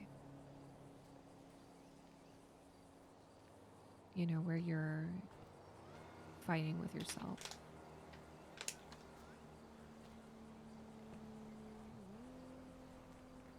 But you only have control over yourself.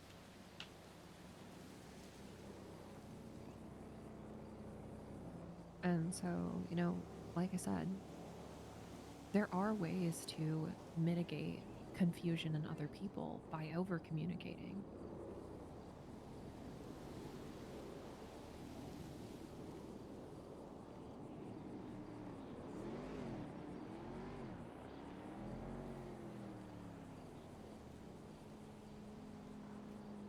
You know, I think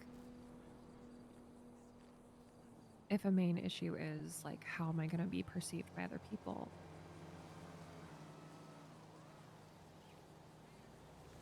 You're, you know, fighting a losing battle. Because you could do everything, quote unquote, right, and people still find something to gripe about. Because they have their own baggage, their own history, their own problems, their own moods. They could just be in a bad mood. And because you exist, they're pissed about something. So you can actively try and mitigate situations where the main issue is communicating clearly, or the main issue is not disengaging soon enough, or, you know, not holding yourself accountable. But when it comes to other people, it's just,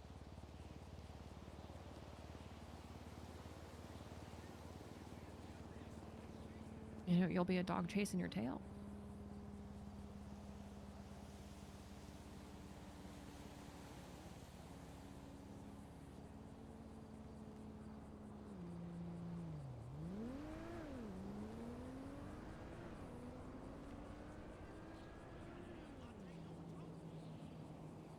So play back that entire situation for me if you had prioritized communication. What do you think that whole scene would have played out as? Starting from when you first started feeling some type of way. I probably would have texted me and be like, hey, I'm not really in the mood to deal with this right now.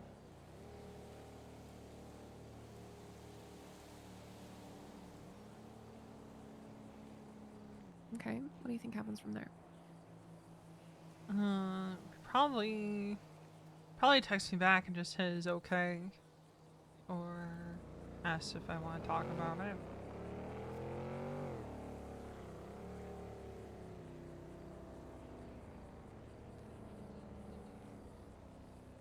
Do you think there's a better way to communicate what you're feeling than I don't want to deal with this?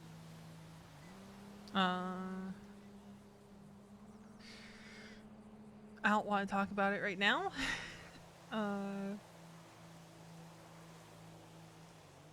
Or just like I want to remove myself from this situation. It's like, all in all, it was like not even 5 minute span where I went from fine to not fine.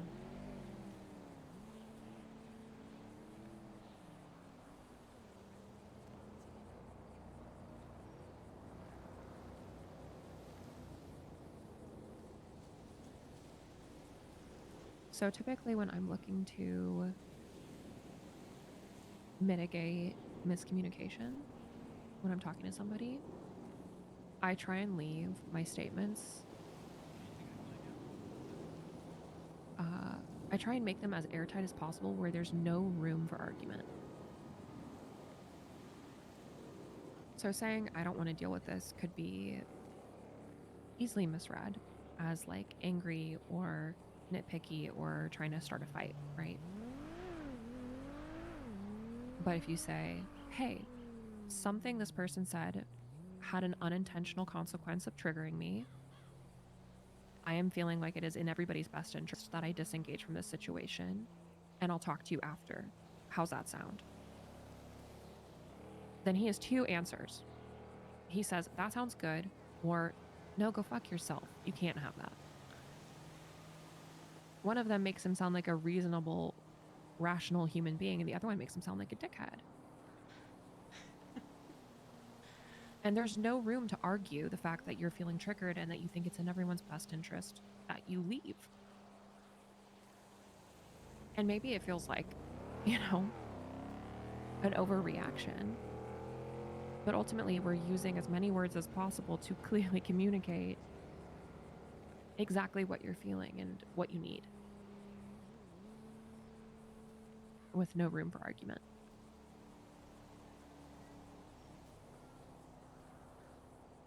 And that's a hard habit to form, but I think it's a necessary one for you.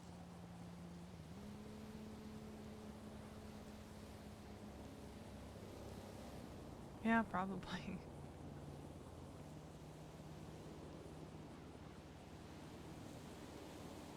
It's just historically been such a massive issue. Not just between like me and him, but like me and the club.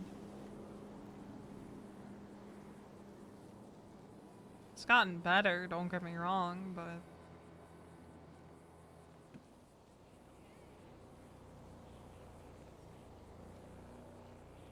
I earned myself a reputation.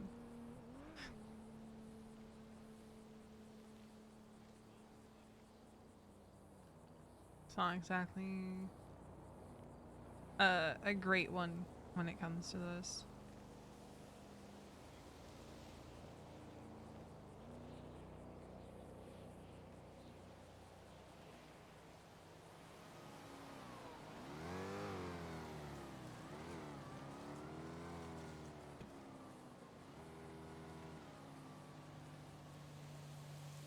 Overthinking is really, really common, especially in people who deal with like abandonment issues and self-worth issues, yada, yada, yada. Take that energy and put it into over-explaining yourself.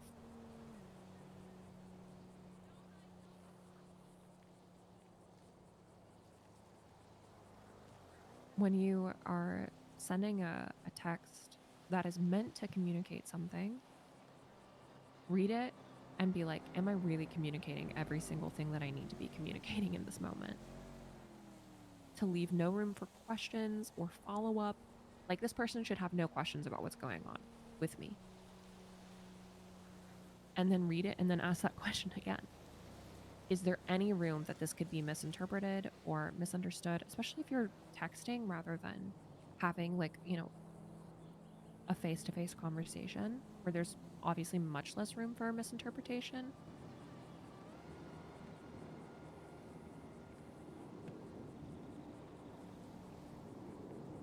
But over-explaining to people who you trust and care about, I'm not saying this is a perfect solution for every single person, but when we're talking about people you're close to, that you trust, that kind of know your track record, over-explaining, never going to be an issue, because then they know exactly what's going on with you.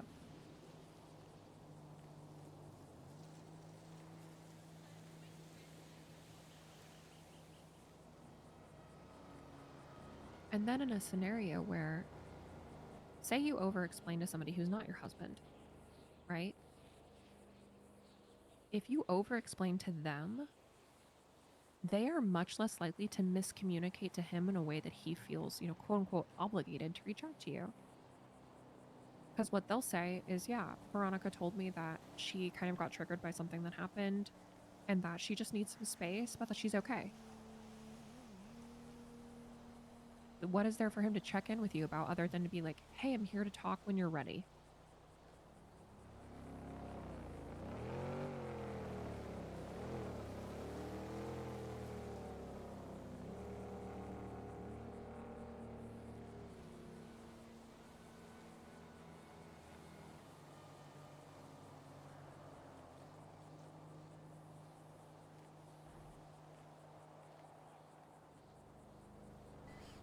Yeah. I mean, it's like you said, it'd be a hard habit to get into, but probably needed. Overdue.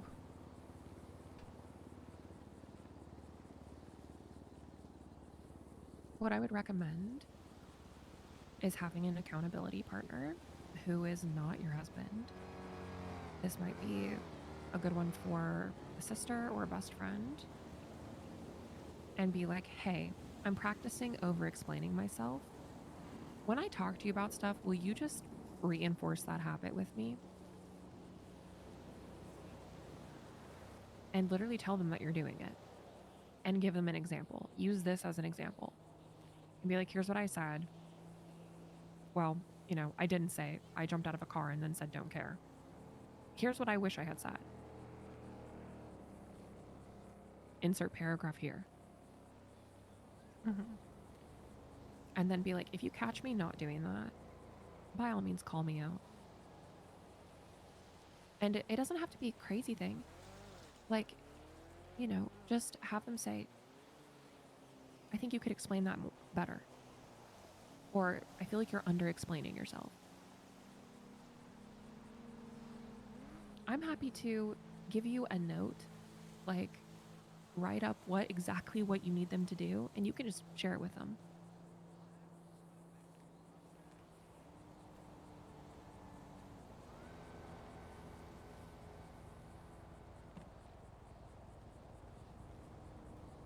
And if you don't feel comfortable reaching out to somebody, in your life, like, I'm going to be doing it for you.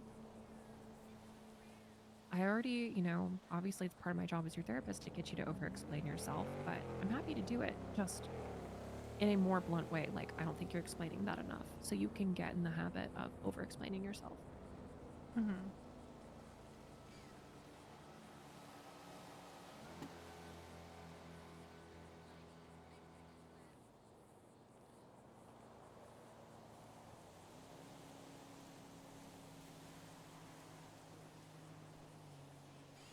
Yeah, that was really the big thing that happened since last time. Is just like that whole situation, and then Mason hasn't really been home. Said he was gonna sleep at his apartment. I think he stayed there the last couple nights. Is that what you want? No.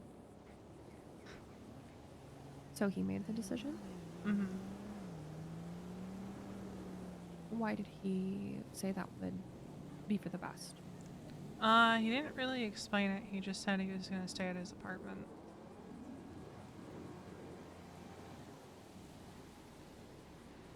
Did you ask him why? No, I just kind of let it be.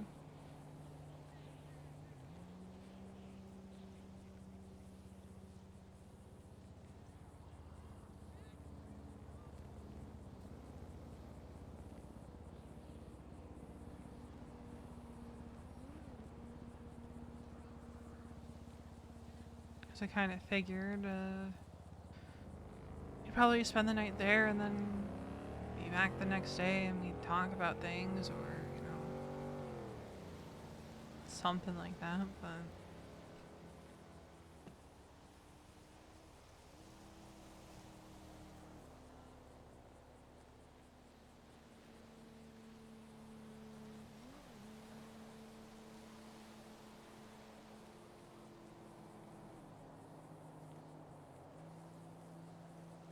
Are you worried about pressing him on how he's feeling?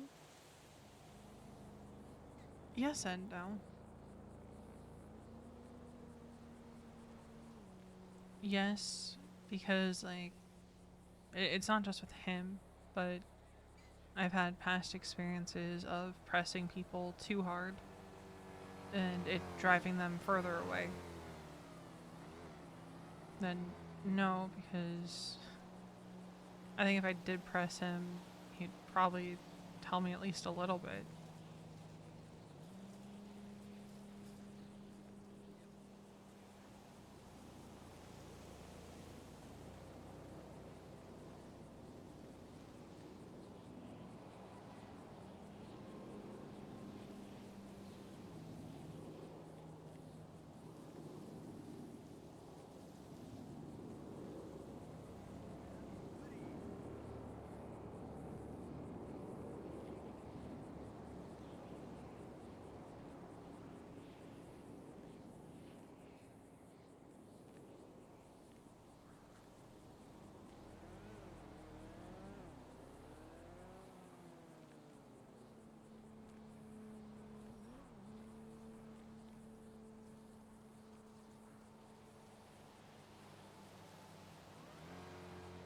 Like last week when he stayed at his place, it was after one of our conversations.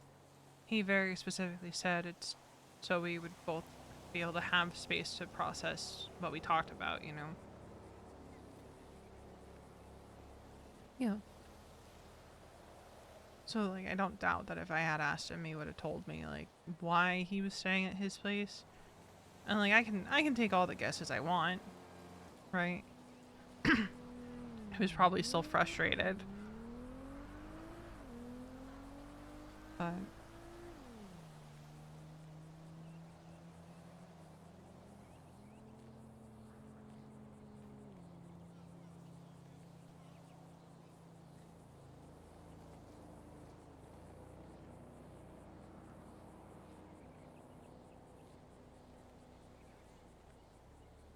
I think I'm still sitting in confusion, to be honest. Okay. Confusion about what? When we talk about the stuff that's been going on,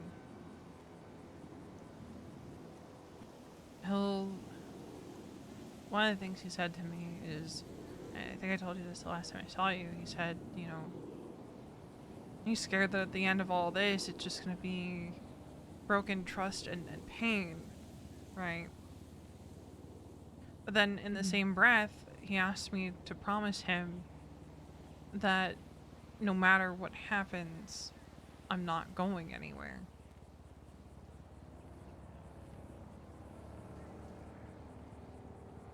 Like, he's scared.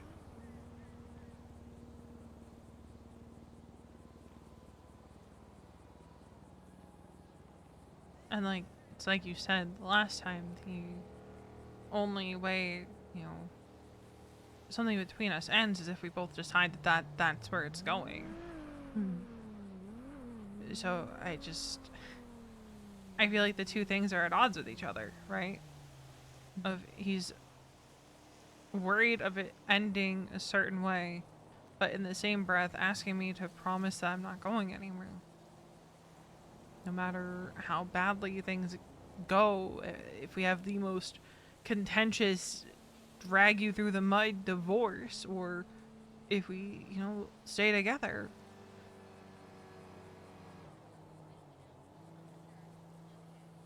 Do you think that's a fair request to ask of you?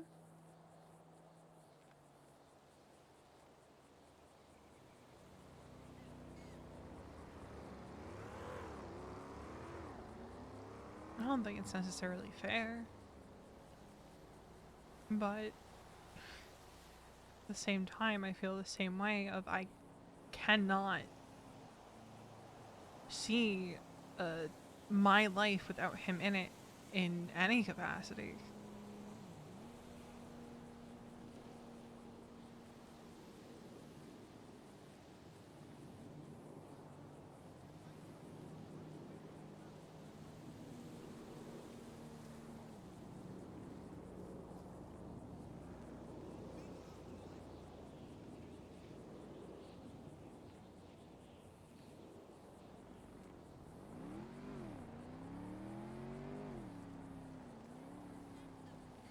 But like it tells me that it's on his mind.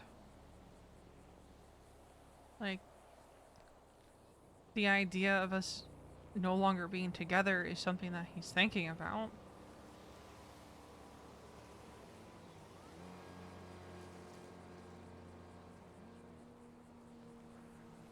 Because if he wasn't thinking about it, he wouldn't say that he was scared of that being the outcome.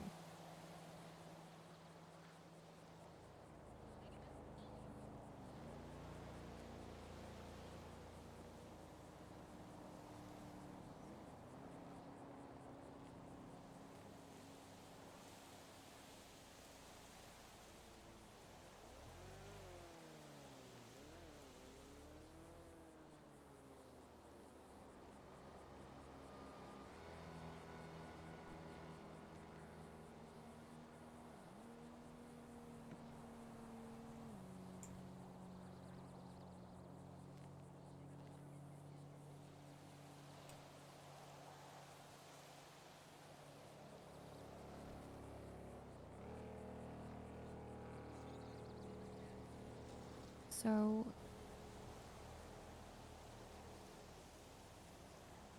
it can mean a couple of different things.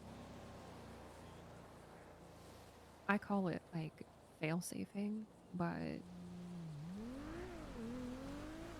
you could also look at it like preemptive coping or like contingency planning. You know, we can look at something like that, like a trauma response. A person who expects the worst case scenario, so they plan for the worst case scenario. And if he's worried, that one of those worst case scenarios is, the two of you splitting up, then it makes sense that he would fail safe. It can also be a manipulation tactic. A person who is in a relationship that is going south uses it to make sure that the decision power ultimately lies in their hands. And it might not be intentional, but obviously we can't really know your husband's heart. So I think it's okay to fall somewhere in the middle.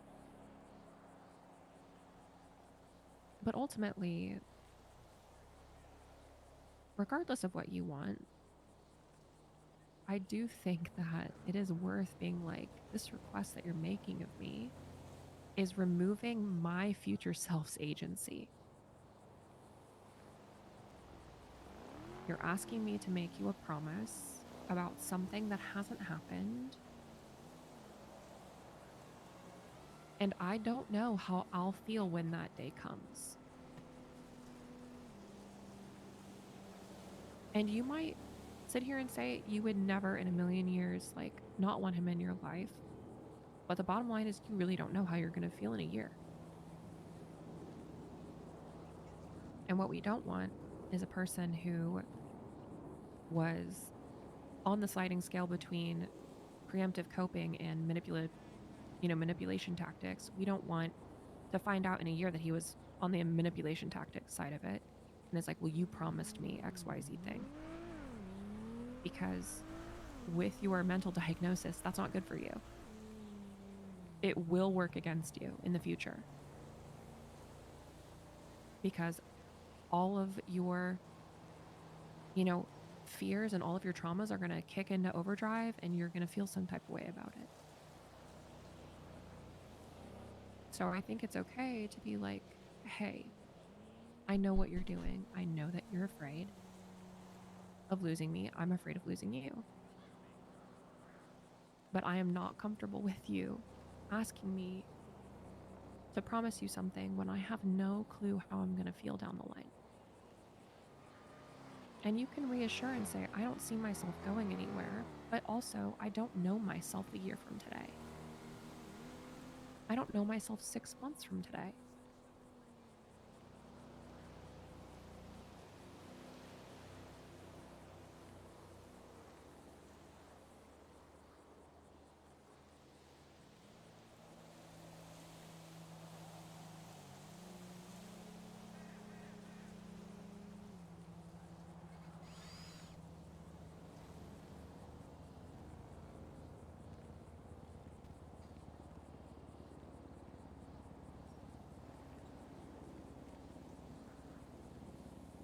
Yeah, like I can't, like I can't see myself going anywhere. Like I can, if the worst, absolute worst case scenario came to pass, I could see myself shutting him out for a long time.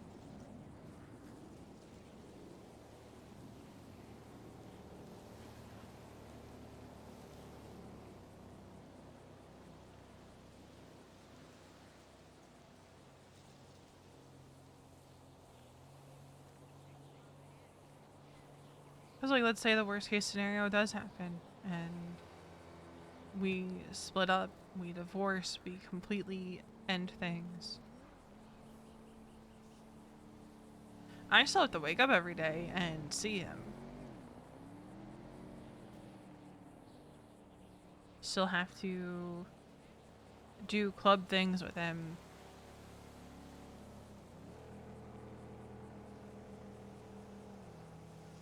I would have to see him with anyone he chooses to bring around.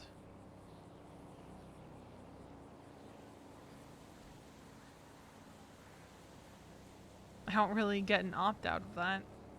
I mean, I do get an opt-out of that, but, you know, that opt-out ends in me in a body bag, so...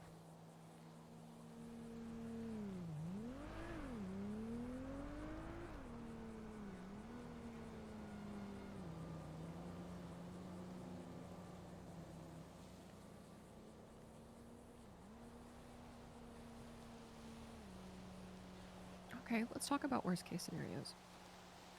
You said that you worked on them, right? Yeah, a little bit. I didn't write down, like, a lot of detail, because it's pretty straightforward in my mind of... There's two worst case scenarios for me, right? Okay, let's talk about the first one. The first one is he leaves me. Full on, like, divorce, we're done.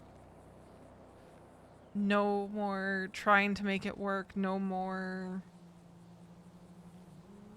trying to talk it out, no more trying to fix what was broken.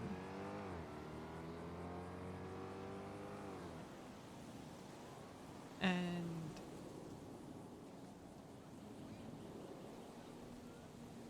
it's like I was saying, like, in that situation,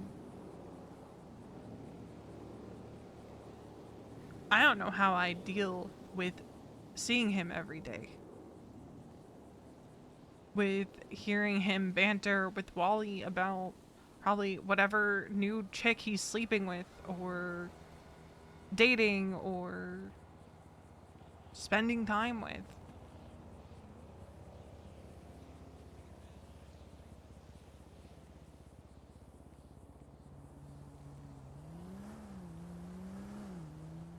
So that's what we're here to talk about.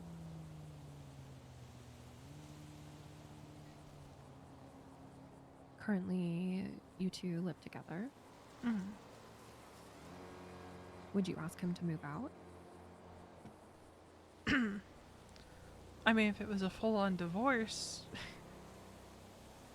I don't think it would be a matter of me asking. I think he would just move out. Right, but things like this are important to talk about because you have the option of moving out. So do you ask him to go or do you leave? I'd ask him to go, because that house was given to me by my sister before she left the state.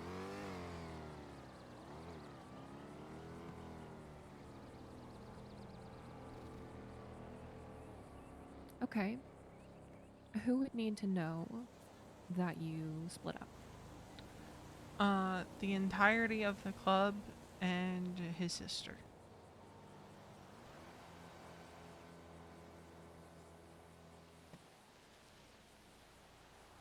Okay, who do you think you would talk to first?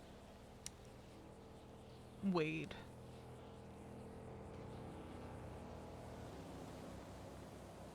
Mostly because depending on how it happened, I'd be the one that would be trying to do damage control.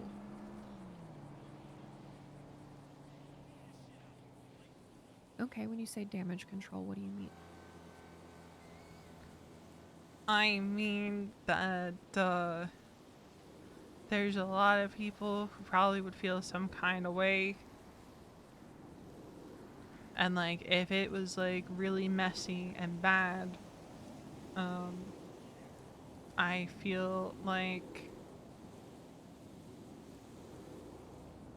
there would just be a boiling point of reactions. Even if people say that they wouldn't, I think it's just kind of a natural thing. Especially because Wade has said to me in the past that if Mason fucked around again, well, wasn't gonna be good.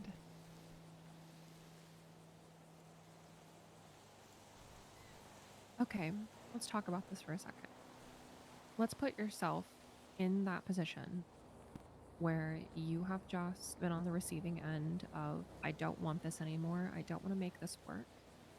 Are you in a mental position to have a conversation and do damage control for the person that has just left you? Uh, Probably not. I would still probably be trying to, though. So, as part of our contingency plan, as part of our worst case scenario, what we need to do is we need to figure out how you have that conversation without actually having that conversation. If doing damage control is something that's important to you, if you want to mitigate response to your husband's actions, then we need to figure out a way to do that without you having to have that conversation in the moment where this other person could have a negative reaction. So what do you think are some ways to do that? Well, I'd have to make sure I wasn't crying first. Oh, no. Veronica, I don't think this is you having a face-to-face conversation with this person. I think we got to find another way because Text you're going to be a message? mess. Do you think writing a letter? Maybe. Okay.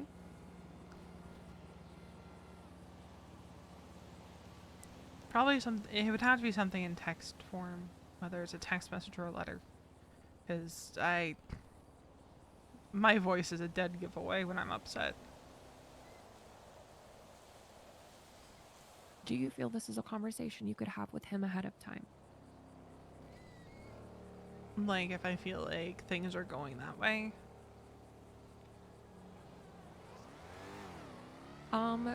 So typically when I do these plans, I go to that person and I'm like, hey, I'm prepping for a worst case scenario where this thing happens and you're part of that plan. Would you like to know your part? And so you could have that conversation with Wade today as part of your contingency plan and be like, hey, So I'm planning a worst case scenario if Mason leaves my ass. And I am not in a place to be able to have this conversation with you, so I'm going to have it with you now. I love this person. I know that if this happens, you might be feeling some type of way, but it is in my contingency plan to do damage control on his behalf. Is it okay if I write you a letter and give it to you and you only open it under the circumstances that this thing happens? Or can I give it to you when it happens, if it happens? Or can I trust you that this conversation is enough and we won't have to have that conversation because I'll need XYZ different type of support? Because ultimately what we want to do with this is we want to keep as much off your plate that is not you taking care of yourself as possible. Because, like, Mason and I have it's the double-edged sword, right? We have this club full of people that care about us, that we care about. But at the same time, because those people care about us, and they feel a certain kind of way about how things have transpired in the past,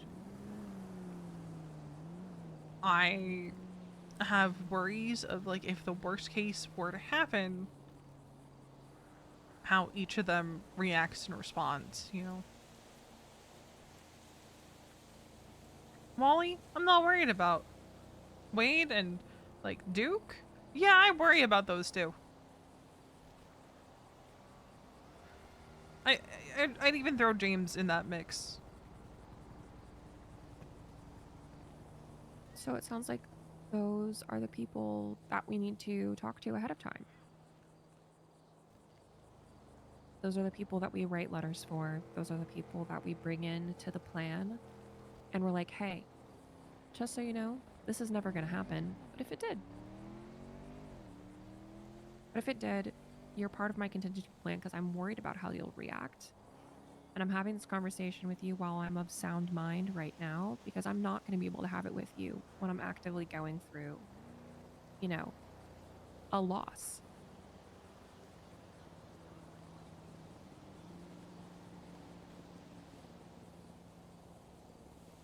Okay, so depending on what kind of person Wade is to you, I think there are two options. I'm just writing all this down. Do you think that Wade is the type of person who could do the rest of the damage control for you if he was brought into your worst case scenario plan? Could he? Probably, but I'd probably more or less like, that'd be more of a Duke thing to do, I think. So do you think that in your worst case scenario plan that you should talk to Duke and allow him to do damage control? Probably. He's the most level-headed person in the Okay. club, I think.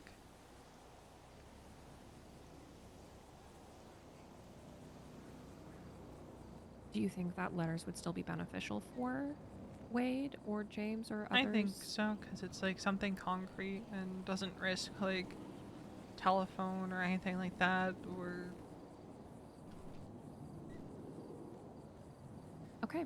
So then in your contingency plan, I'm going to write to have a conversation with Duke, bring him into what you're doing, and then when you are feeling like you are in a good emotional place, you can write super vague letters that are like, I still love this person. I do not want them.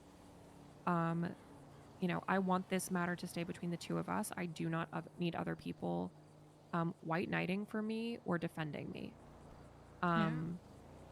Writing super vague letters, address them to those people, give them to Duke, and let him do damage control if this ever happens.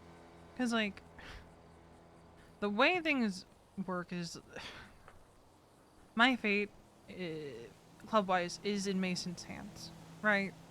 It's kind of the way things go to keep it as vague as I can here. But he and I have talked numerous times in the span that we've been together that is absolutely not something on the table. Right. Which is why I'm approaching it from like this standpoint, because I know, like, unless I did some fuck shit, he would never put that option on the table.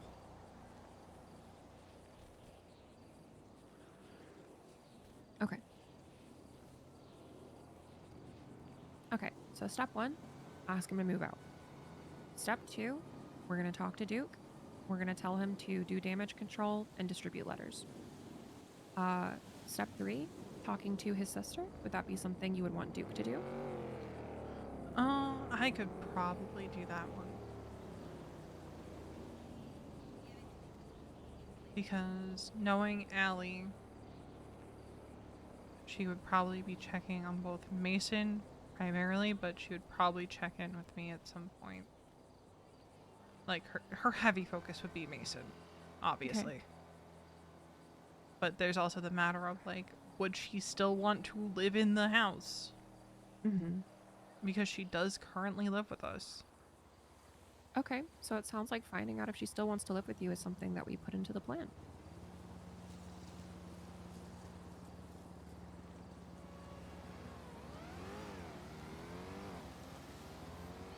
And it's something that we just do ahead of time. Something that might never happen. I want to continue to say that this whole plan may never be necessary. But going up to people and be like, I'm making a worst case scenario.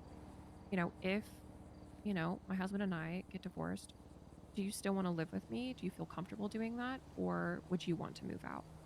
Because I'm writing my contingency plan with my therapist, and she says I have to ask you.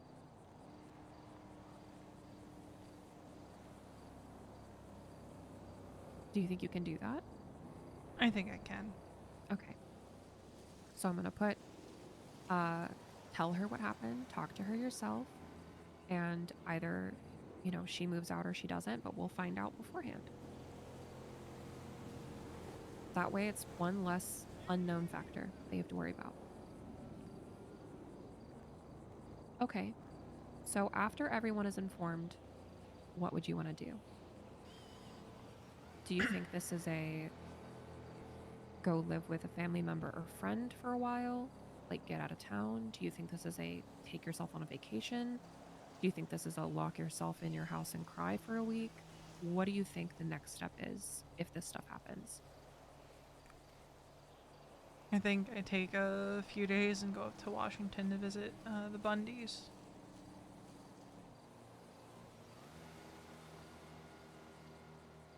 Okay. How long do you think? Probably just a few days. Like 3 days, 4 days? Yeah. That in and of itself will be interesting because my sister Kiki lives with them right now, and that's a whole different can of worms. Okay. Well, we can talk about that. But would you feel comfortable reaching out to them and asking if that would be okay?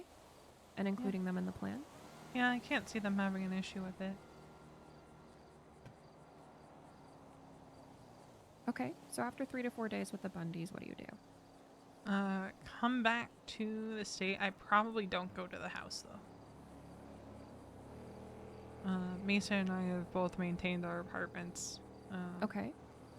So I'd probably stay at my apartment for a while. Do you think it's better to stay at your apartment or with somebody? Probably with somebody. Who do you think you'd want to ask?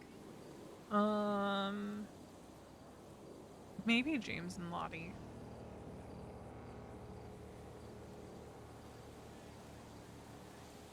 I would ask Okay. like Wally and Raina, but they live in a very tiny, confined house with another couple, so Okay. So, could you talk to James and Lottie and be like, hey, if this ever happens, would you be comfortable if I lived with you for a while? yeah. Okay.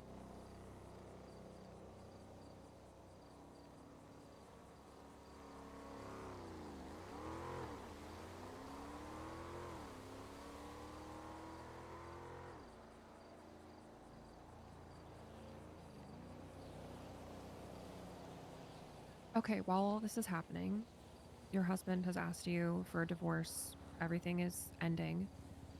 Who is handling actual divorce proceedings? Is that his responsibility? Or do you want to ask somebody to be in charge of doing that? Somebody that you trust? Well, if he's the one that wants it, he's the one that needs to actually do the work. Okay. Do you have a lawyer? I would probably have gotten one. It'd probably be Norman Adams or someone like that. Okay.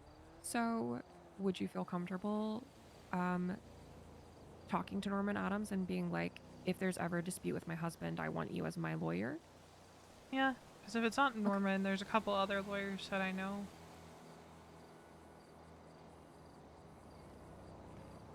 So the thing we don't want, and the reason I want you to talk to them ahead of time, is that I'm sure you and your husband know a lot of the same people.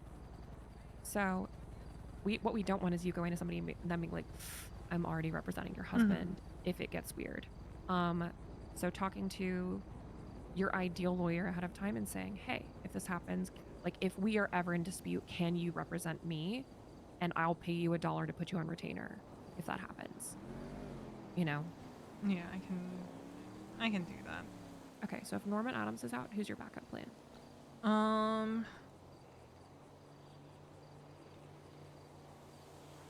Probably the same guy that represented me for murder. Which is Alejandro. I forgot his last name, but like I'd know it if I saw it.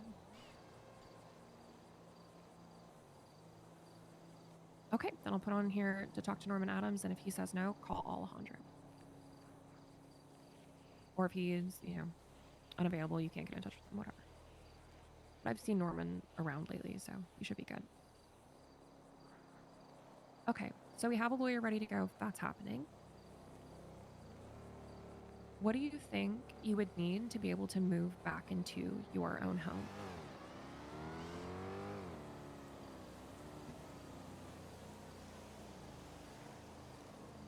Probably a complete redecoration.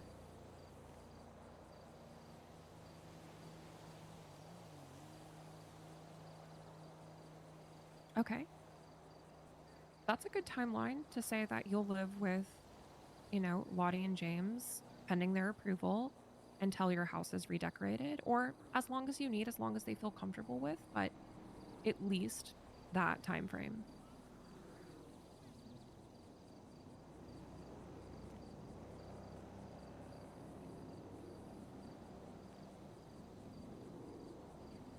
Okay, so what I'm going to say is make a Pinterest board. And find somebody who you trust to decorate the space according to whatever tastes you put in your board. And yes, this is a now thing. I want you to start working on the Pinterest board or a mood board or whatever, like today. Okay. Okay? Mm-hmm. I'm also going to put this in the plan, but pack a go bag for yourself. So go ahead and pack for 4 days that you would be gone with the Bundys. And then would you feel comfortable asking Alice, because she has access to the house, to pack and move clothes over to Lottie and James's if this happens? Yeah, I think I would be.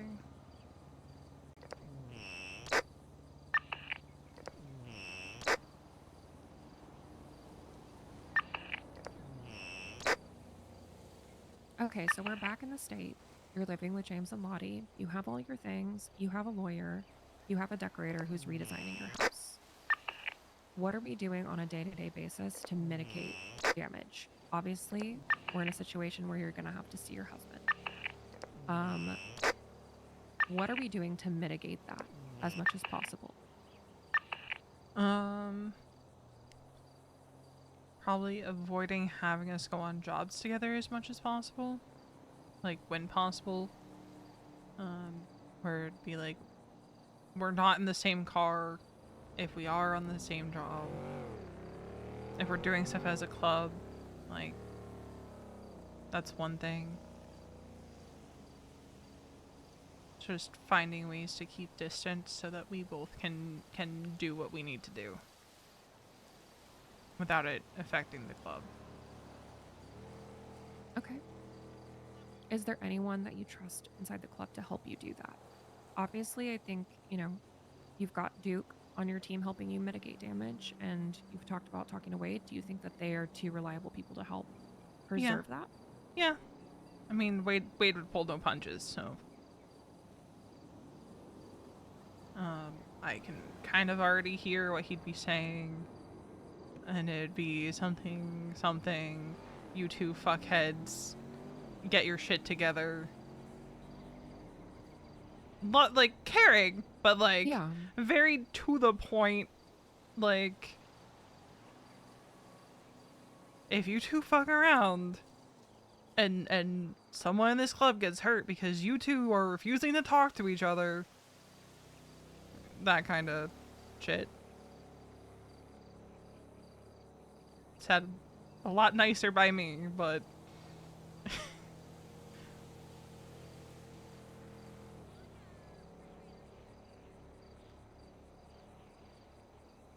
Okay.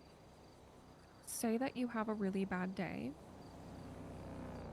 Do you want to have a go-to person to, obviously, you'll still be in therapy with me, so I'm going to be there. But do you want to have a go-to person that if you've had a very emotionally taxing day or have had to be exposed to him more than you would like, a person that could be your go-to? it would probably be Lottie or Duke.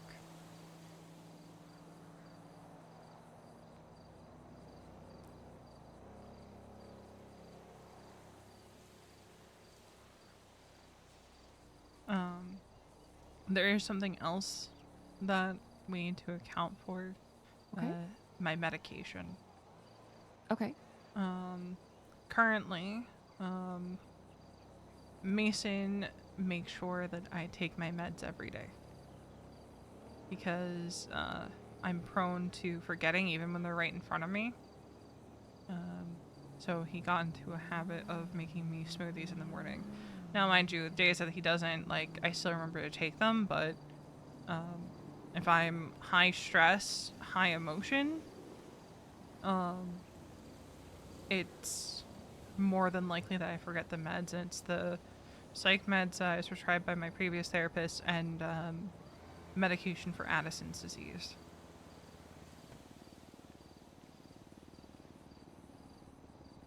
And if I don't take the Addison's meds, it's not a good situation. Yeah. Okay. So what I'm going to have you do is that when you're reaching out to these people to talk to them about your worst case scenario, when you reach out to the Bundys, tell them this and say, as part of my contingency plan, I'm going to be trusting you to make sure I'm taking my medication every day. And then do the exact same with Lottie, since you feel like she's one of the people that you trust.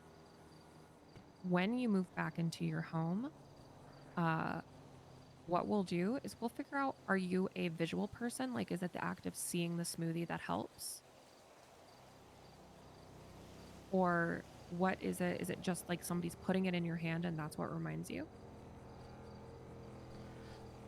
It's honestly, if the smoothie is gone, I know that I took my medication, and it wasn't like Okay. I forgot to refill it, or I just think that I took it, or things like that. Because there were instances in the past where it's like I forgot to fill a day, and then I went later to check that I took my meds, and I was like, oh, I took it this morning. And then I start feeling really shitty, and I'm like, but I took my medication. And turns Right. out I had missed that box when I was doing the refill. Okay. So here's what I think would be the best plan. Is that, you know, those like big plastic containers that they hang on the back of the door that have shoes in them? Mm-hmm. What we're going to do is they make these in like a calendar format where there's like 31 slots for the entire month that you put your pills in. And you literally hang it on the back of your door. What we're going to do is every month on the first of the month, you will buy one of these in advance. Like, you're going to go and you're going to go buy one online today. What you do is you write the month. It's all dry erase. So you're going to write the month at the top. On the first of the month, every single month, you're going to label the whole thing. You're going to go ahead and put out your monthly supply for your pills in every single day. And then you're going to set 2 phone alarms. You're going to set one for when you typically wake up, reminding you to take your meds. And you're going to take another one for when you typically leave the house, reminding you to take your meds. Hopefully, if you forget both of those, at least some point during the day, when you come home at night, whenever it is, you'll see the thing and you'll be like, oh fuck. And if you really need a third alarm, set a third alarm. Who cares? As long as you're taking your meds on time. Because it's something that's become so routine that I just had that moment of, well, shit. In this scenario, he's not there making sure that, like, and double checking that I took them. It's like, it's not that I'm not capable of it, it's that, you know, sometimes you forget. World's most forgetful person versus condition where she needs to take medication or she'll die. Not a good combination. Don't worry.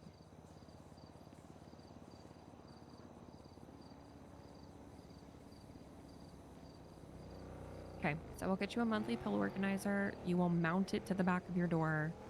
And what I would do is, in the meantime, go ahead and set those alarms. That way, you kind of get in the habit of, like, when you're drinking your smoothie, your alarm is going off. It'll kind of form a muscle memory habit for you.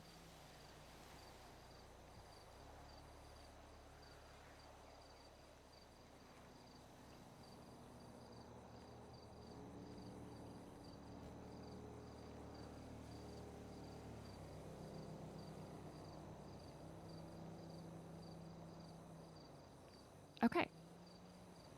So to go over our entire contingency plan, obviously there's more detail than this, but if your first worst case scenario happens, you're going to ask him to move out because the house is yours. It was given to you. You're going to let Duke know that it's worst case scenario number 1, and he will do immediate like damage control for you. So he will talk to Wade, he will talk to the rest of the club, he will be the one to tell them that news, and he will give out letters that to anyone that you feel it is appropriate to write. You will write those letters ahead of time, like literally this week, whenever you can. And you will let him know that unless worst case scenario 1 happens, he's just going to be holding those forever, unopened. Then you're going to talk to Alice yourself. Obviously, you're going to talk to Alice ahead of time and find out if she would want to stay living in the house with you or move out. You would talk to her and let her know that worst case scenario number 1 has happened.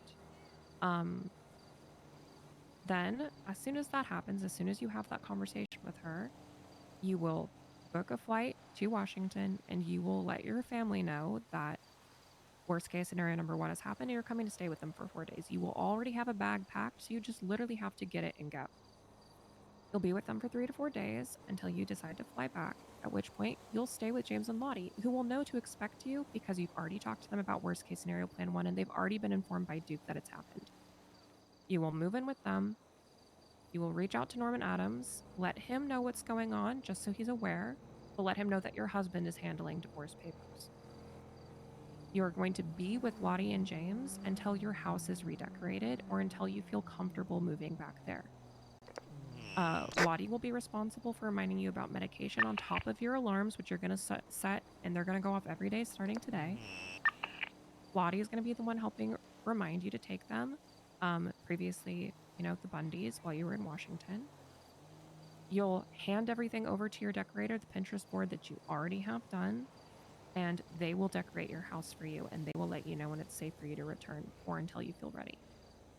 In the meantime, Duke and Wade will be in charge of doing daily harm reduction. So they'll be the ones that will be in charge of making sure that you and Mason are not put on the same jobs, you guys aren't traveling in the same cars, that you're seeing and talking to each other as little as possible. Obviously, you'll be doing check-ins, frequent check-ins with me. If we need to see each other every day, we will. We can talk about that when the time comes, but just know that you will be seeing me at least every other day at the beginning when you get back. When you move back into your house, you'll readjust to being responsible for your own medications. You'll have your 2 daily alarms, and you'll also have all of your pills already mounted to the back of your door, which you will trust the decorator to handle. Does it feel like we're missing anything major? No. Is there any vehicles that you need to divide up? Is there any other assets that you need to divide up? No. Okay.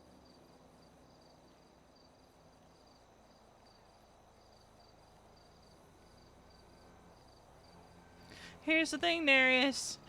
V and Mason have established that V would remain Mason's old lady.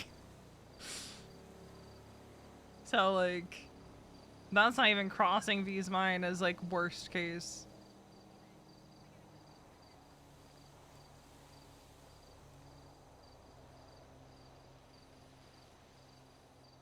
For now. Shut your mouth! I don't really want to talk about the second scenario today. I was going to suggest that we hold off on that. Okay. This is really, really good. Okay, so what I'm going to do, I think this is enough homework for you too, because this is a lot of conversations that you're going to have with people. Do you want to give worst case scenario 1 a name? Like a pet name, not like a scary doomsday plan name, but like a fun, like Hurricane Katrina kind of name. This sounds really morbid, but it could be, at least I'm not dead.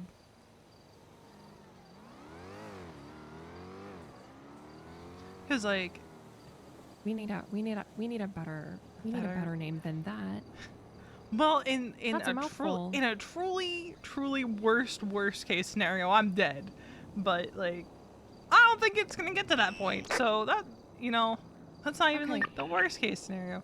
Well, honestly, I'm gonna go ahead and say something very morbid, which is even worst case scenario, I'm dead requires a contingency plan. Fair. So if we're there, listen, I know that things work a certain way for you guys. I want you to know that your safety and well-being is my only priority. I'm never going to tell you what to do or how to live your life, and maybe a worst case scenario for you does end up with you dead. But if you want it to not end up with you dead, I'm here to help you. Yeah, and I mean, like I said, I'm fairly confident that that is not the scenario that would come to pass. Okay. Which is why I'm not even like entertaining it as like a option, you know? Because if there's one thing Mason and I have talked about in depth and ad nauseum in the last year and a half, it's me staying. And I think having this plan, should a separation come to pass, is the best way to ensure that it stays that way.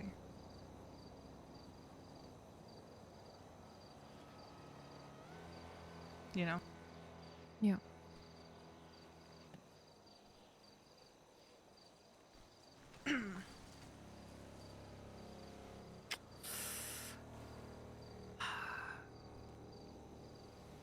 Why don't we call this the shelter-in-place plan? Yeah, I think that's apt.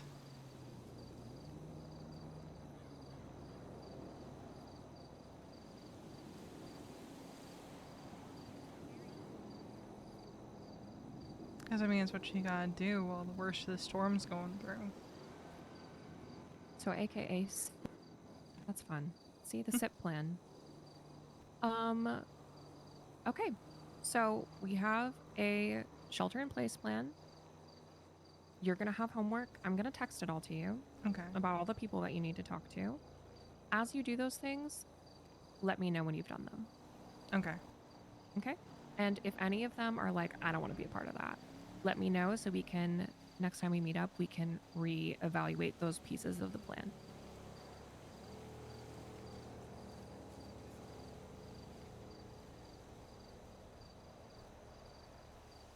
Oh, I need her to eat. She's going to pass out if she doesn't.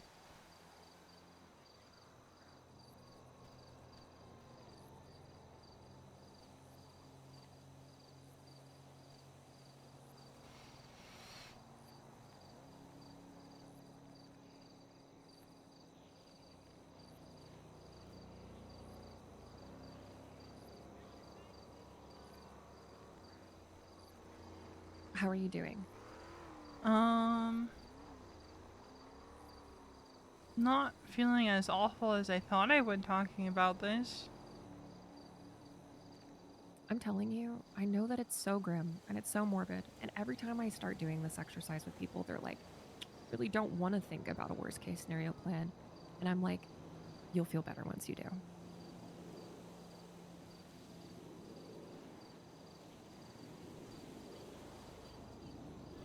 Because in all of this, you know, going through it, if you had to go through it, would be pretty terrible. But having a game plan in place means that you know that there's a next step. You know that you're working towards something. And we don't have to think beyond what we have here. Getting you back into your own home is a huge, amazing goal.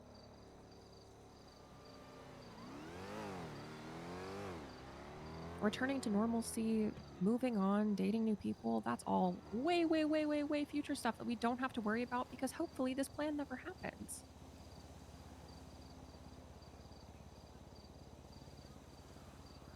But having this in your back pocket will mean that if worst case scenario 1, if the SIP plan happens and we gotta put it into place, everyone can move as a coordinated, well-oiled machine. Everyone knows their role, including you.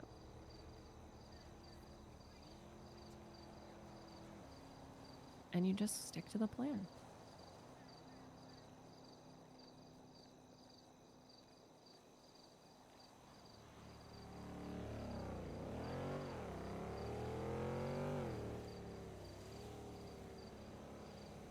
That guy wasn't Okay. there when they got here. Veronica, I think you've earned the end of this session. Okay. Let's try and meet again in a few days, unless something pressing happens. Okay. We'll talk about any changes to the SIP plan, and we can start to talk about worst case scenario 2 if you feel up to it. If not, we can still take a couple more days on it. Yeah. I think that sounds fair. I'm going to send you 2 things. I'm going to send you this plan in detail. You can give it to whoever you want, but you will know your part. I'm going to give you a checklist of things that you need to do. The other thing I'm going to give you is I'm going to give you a short explanation about over-explaining yourself. I would recommend you give that to one person and be like, this is for you from my therapist. So that we can practice over-explaining ourselves when we're trying to actively communicate stuff that's going on with us, okay? Mm-hmm. I know that this is a lot. This is the most homework I've ever given you. Are you okay? Yeah. You feeling overwhelmed at all? Maybe just a little bit. Okay, then don't do anything today. I'm not going to send you anything today. I'll send it to you tomorrow. Okay. Does that sound good? Yeah. Okay. You just go home, decompress, go for a run, hang out with friends and family, okay? Yeah, I did that earlier, the whole go for a run thing. And then I Mhm. got by a murder kitty that Oh, I thought I had given enough space, but it went, no, actually, I would like Oh. Veronica for dinner tonight. okay. Well, maybe you find a different trail. Yeah. Are you 'cause- okay? Yeah, it was just some scratches. It didn't get me Yeah. too bad. It was just... Okay. That's very frustrating. Just like I Don't you went... know I was trying to decompress. I went to like one of my favorite spots on the Cassie Trail, and I was like, Mhm. okay, I'll jog back to the highway where there's cars. Go back to Chumash. Nope, I couldn't have that. It was a panther too, so it was quiet and not growling. Gotcha. They're the worst. Okay, you be safe, and I will talk to you tomorrow. Okay. All right. Yep. Okay. Bye. Bye. Let's call him.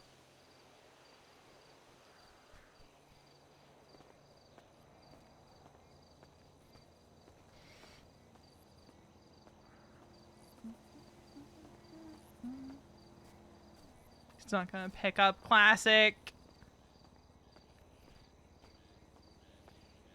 That was a lot.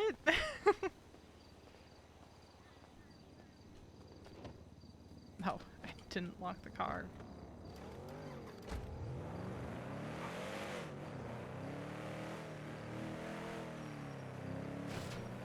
Ooh. Now, obviously, like, the absolute worst case scenario is a Veronica blood out.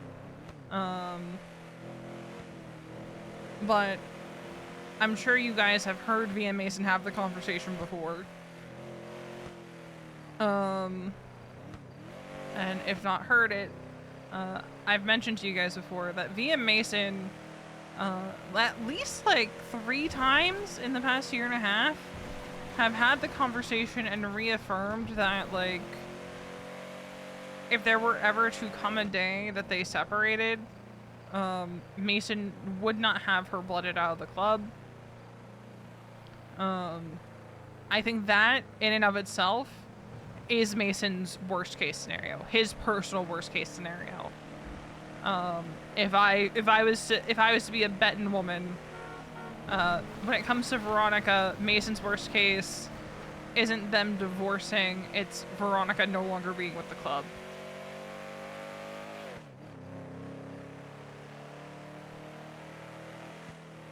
Because that would mean Veronica was dead. And, call me crazy, but I don't think Mason wants his wife dead. Maybe I'm just a little crazy for that one.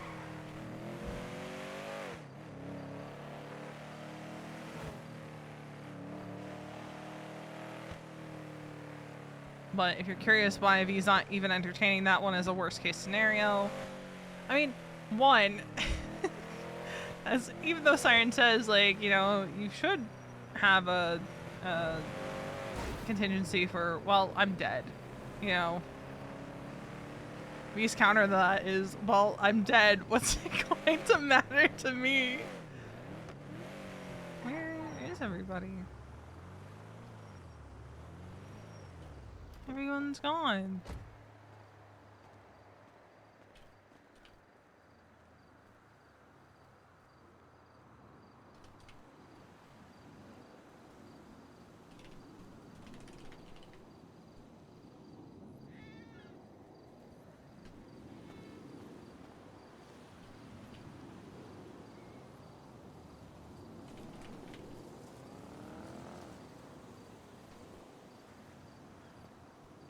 Hello? Hey, what you up to? Well, I'm at the library right now. What's up? Oh, okay, so Mason's probably with Alice then? I think so, because I was with her until she had to do a business deal, and then she said she'd probably meet up with Mason. Gotcha, okay. What are you getting up to? I just got out of my session, so Okay. How'd that go? it was fine. That's good. Mm-hmm. Alright, cool. I'm probably gonna just go chill and decompress. Alright, let me know if you need anything. Will do. Alright, I'll talk to you later then. Bye. Bye. You guys don't get to see those ones. You guys don't get to see those ones.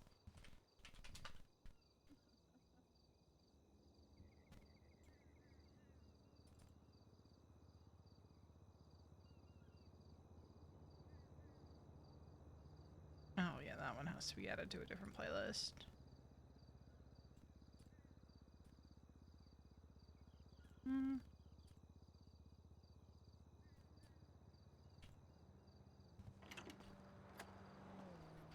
Yeah, I named them Redacted for a reason.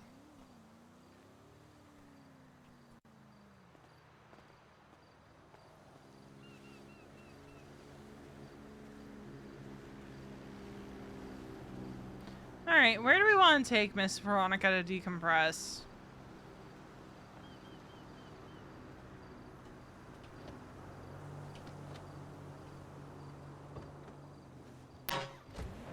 What the fuck was that?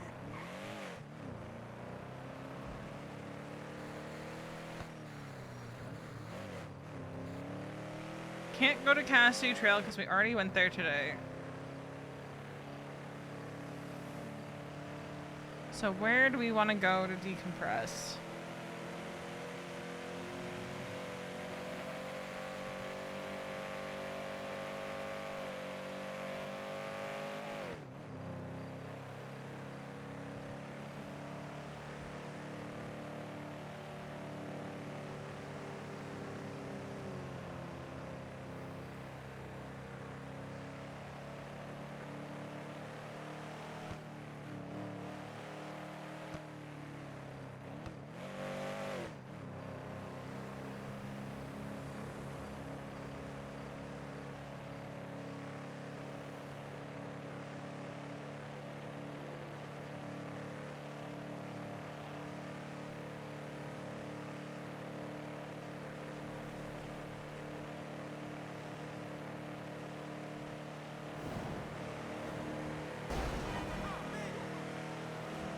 I got some ideas, and it's not one of the usual places.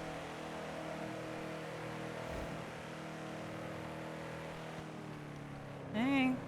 Hello. I'm sorry. I was eating an Italian sub.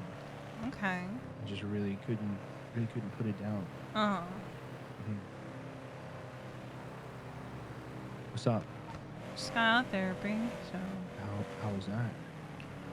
that's good. Okay, that was a heavy sigh.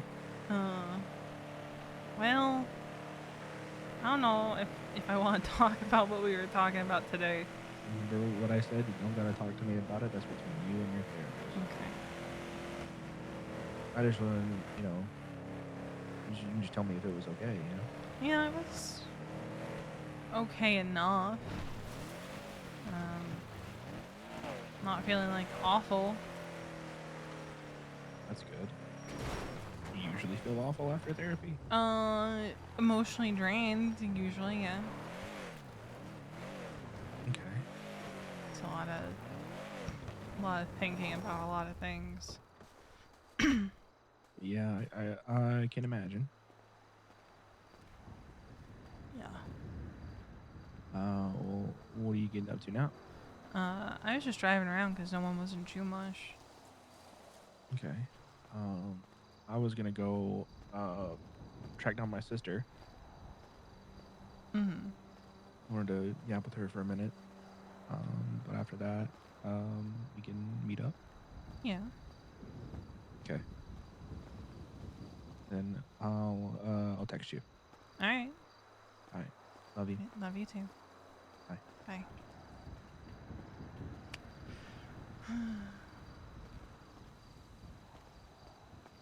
Actually, we'll leave her cut in the car.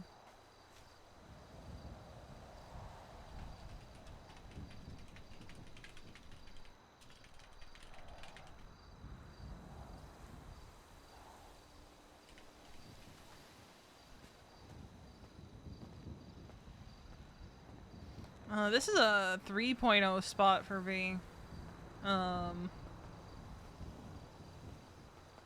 we'll have her sit here. I need to run to the restroom. So we'll turn on some music. Champagne really is not it right now. Alright.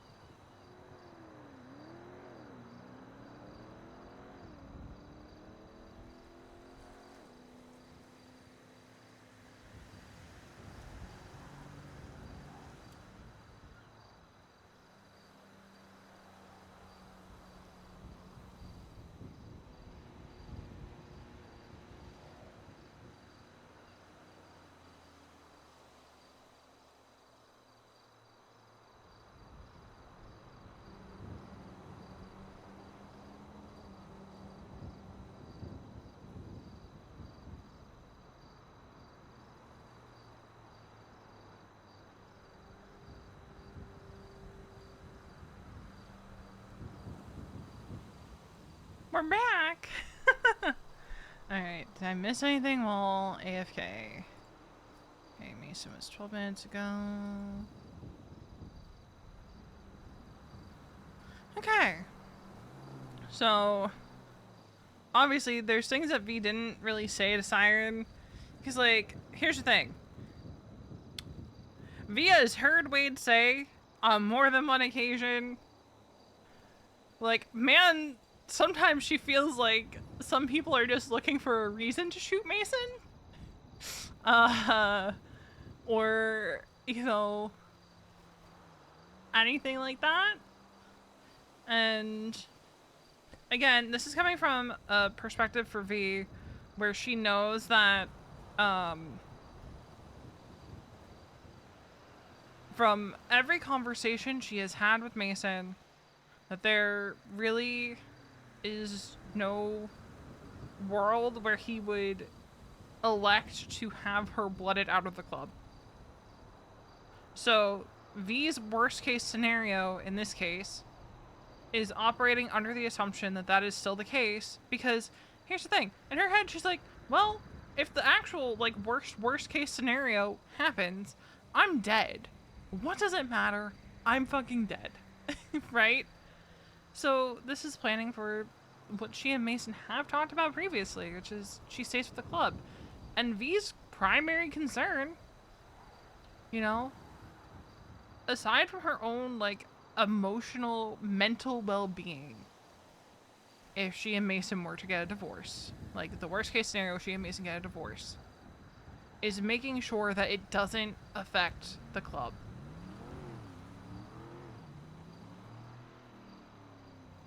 No matter how bitter or sad or angry either of them feel.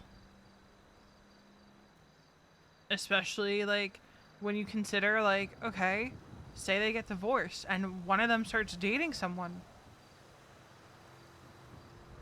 Right? That's where you start thinking, like, okay, well, that has a lot of ramifications.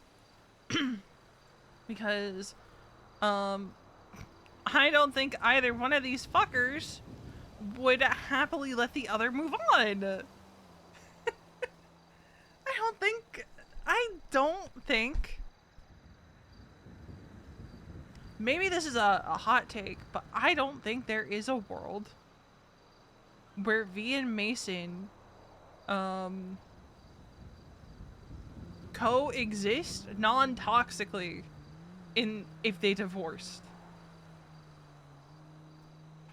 They are two very, I don't want to say they're two very,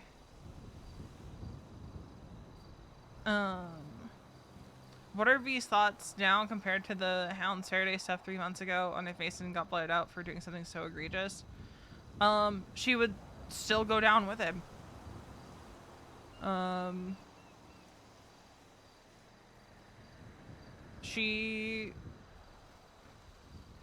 I am going to keep it level with you guys.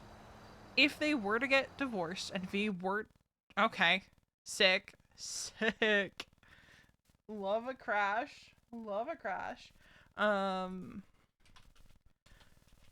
But if that scenario plays out, they get divorced, she stays his old lady? That V's,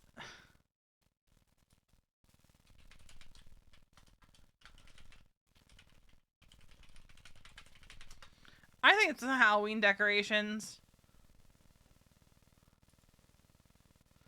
I genuinely think it's the Halloween decorations. But, I'm telling you now,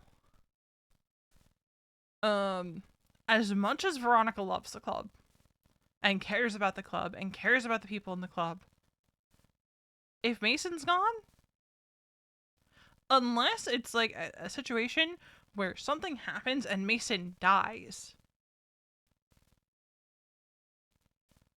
Veronica would not, I can't see her staying if Mason were gone. Like, if he got blooded out for doing something so egregious, can't see her staying.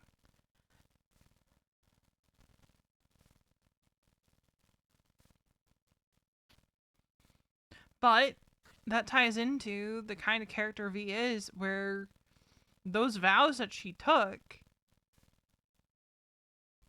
and like Sauce and I have talked about this a bit, because like in a lot of ways, Veronica wearing that old lady cut, and we talked about this before she was ever blooded in, means more to Mason than a fucking wedding ring.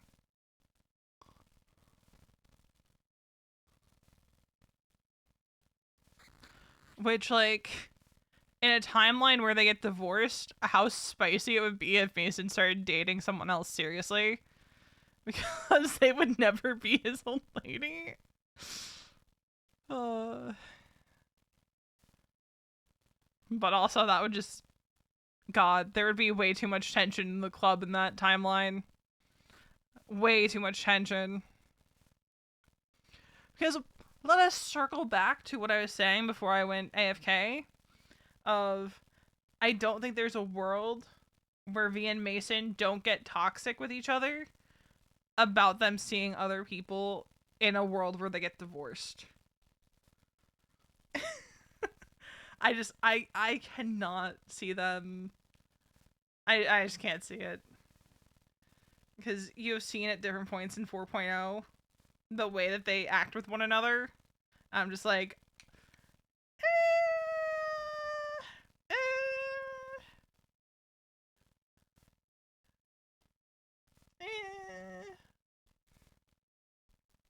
you know?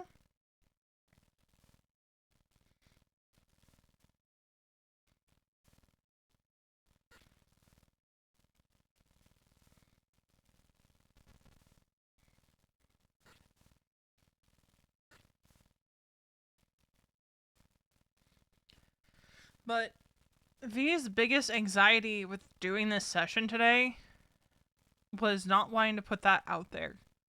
I'm not going to deny she does feel better after talking it through with Siren, of like, this is what we're going to do should this happen.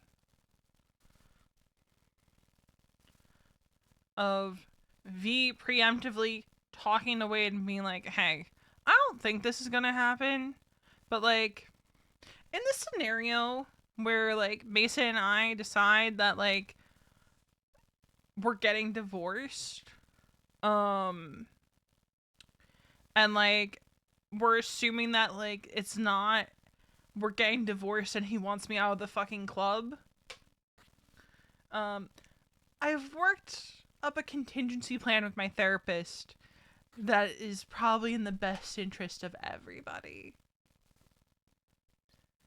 so that like the club can continue to function and I can continue to function and Mason can continue to function, so we don't get to a point where, you know, bang bang, someone's dead and out of the club.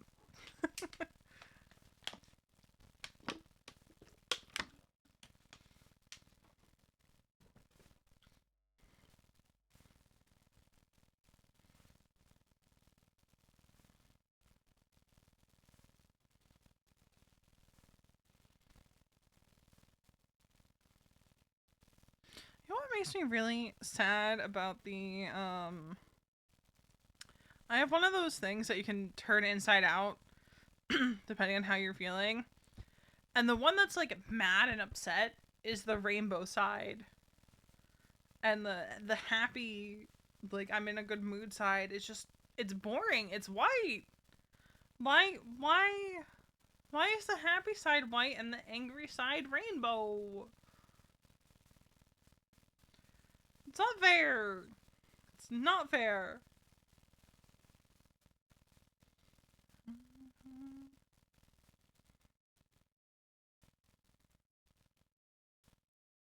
It's like the little octopus that you flip inside out.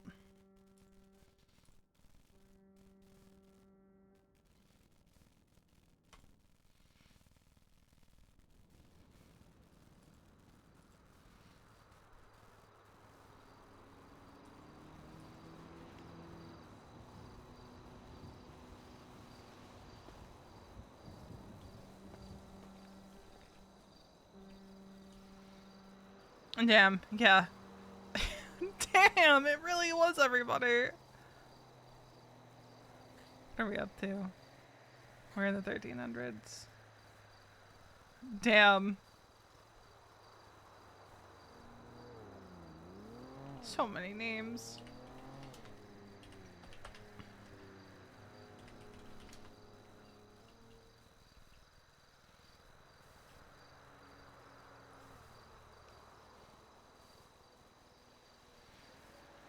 So, put our ad back up.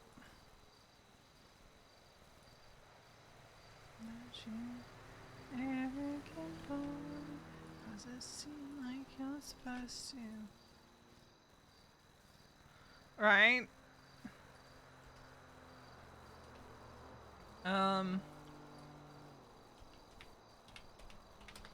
V and Wally also talked with Chaos Legion today. Cause like, I guess, Caden is very friendly with Marty, and they were like, yeah, we just wanted to know like if it was like a radioactive kind of situation. They gave like the bare minimum, you know, the bare minimum. Of like, yeah, no, he was blooded out, like, some stuff happened, and he's dead to us. So nothing too crazy there. And then V and Wally did a job with Chaos. It was V, Wally, Ava, fuck, I don't know the guy's name. But he wears, I don't think it's a prospect cut. I think it's something that their hang-arounds wear. And Caden.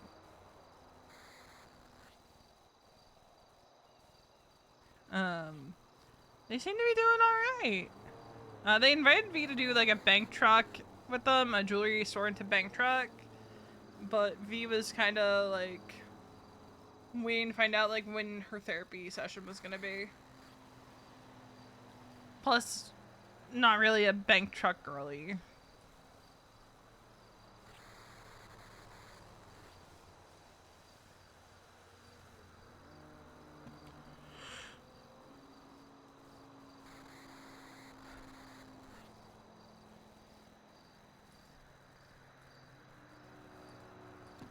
We could go hunting for a bit. Cause in my life, you should know you're not smart.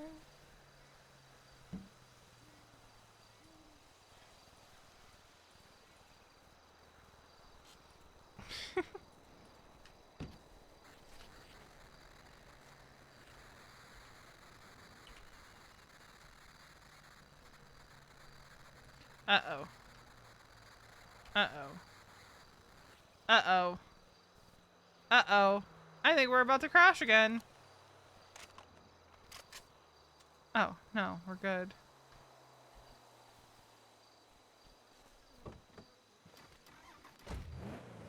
V also saw that Zuck Cuck posted something about gang members and jungle scouts earlier. And V, like, she's like, you know, I don't personally want to be a jungle scout, but like, she said to Molly, she's like, historically, MCs do things to give back to the community.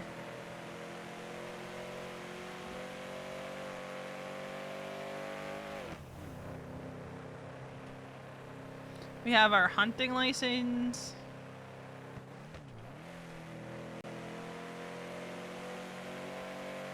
So we don't have to worry about that anymore.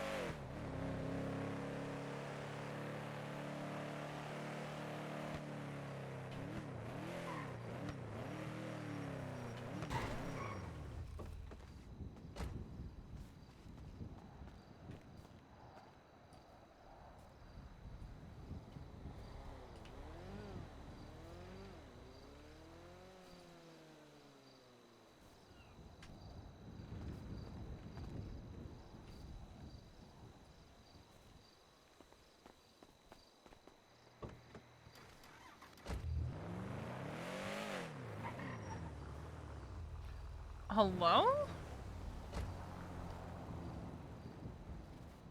Oh, that explains that.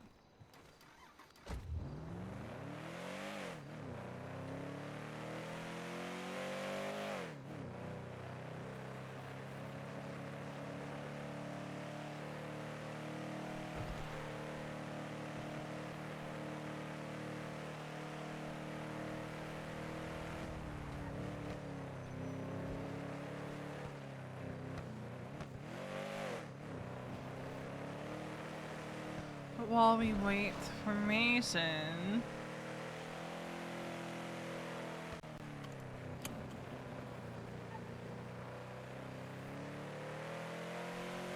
Also, I'm just gonna say it as a reminder, like... The current arc with V and Mason deals with, you know, infidelity, the fallout of cheating. And honestly, at times, some pretty hefty mental health issues. So, you know, if you feel like you need to disengage, you know, prioritize yourself first. I'm sure that someone somewhere will recap things. I know when significant stuff happens, I always make sure to also update in the Discord, whether I'm streaming or not.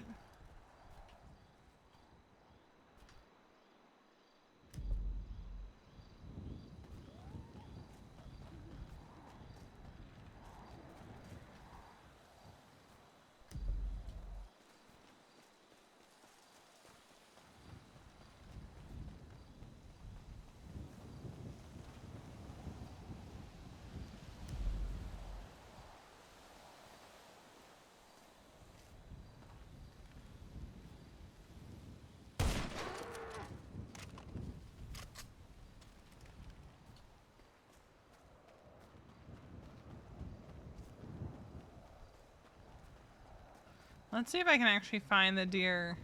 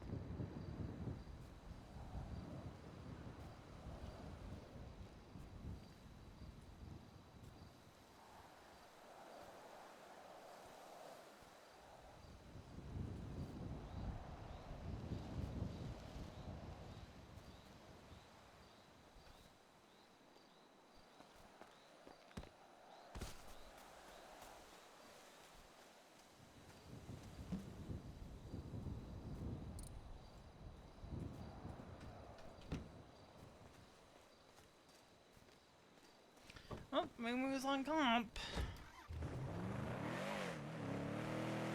Avery Page is around.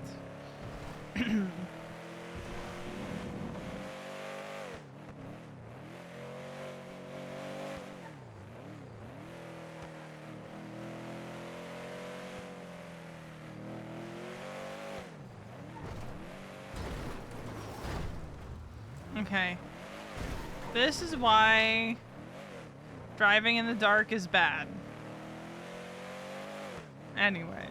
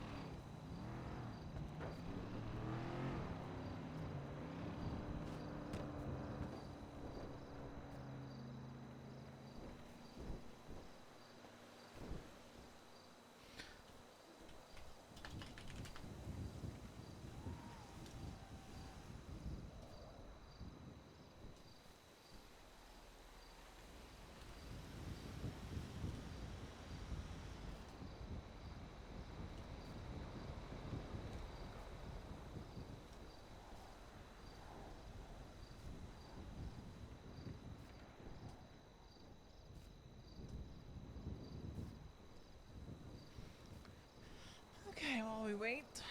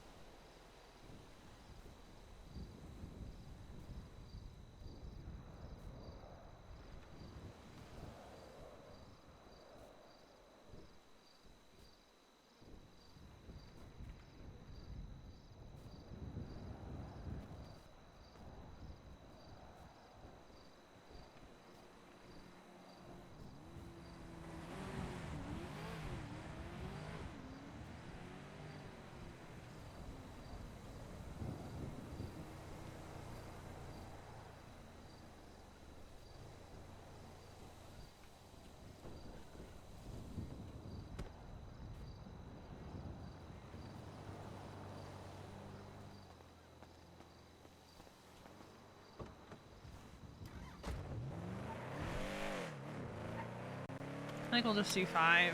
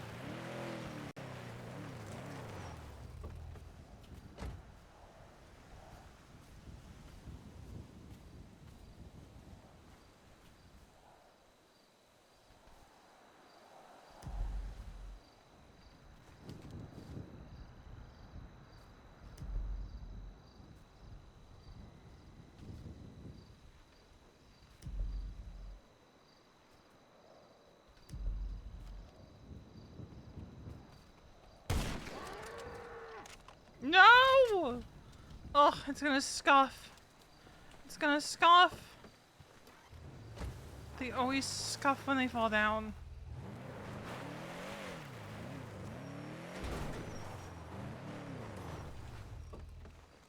Oh, thank God. Didn't scuff. Thank God.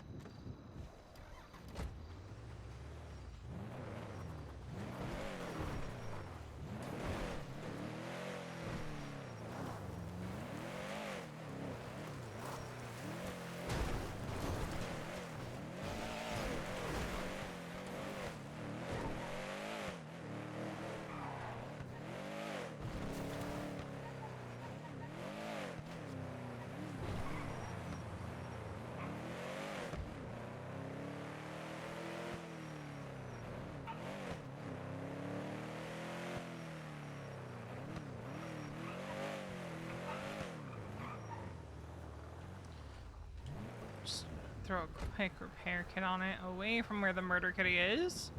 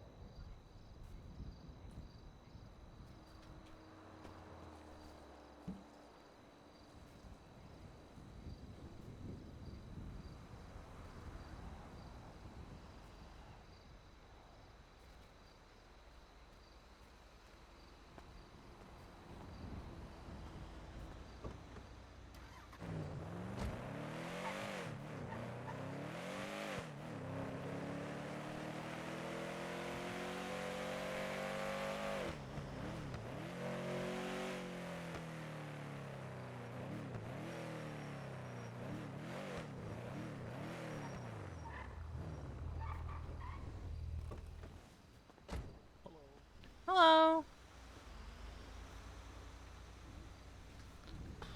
Not yet.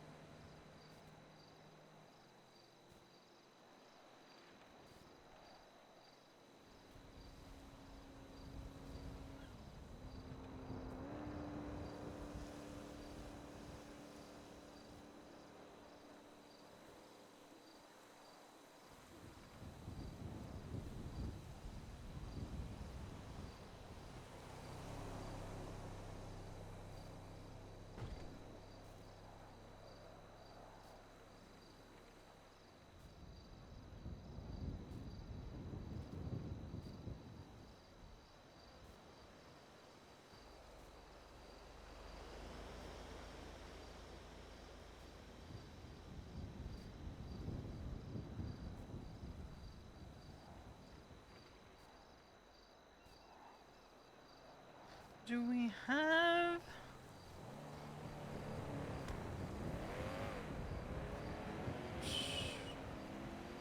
Don't have the new contract yet. This is what I call Veronica's filler activity. When everyone's busy.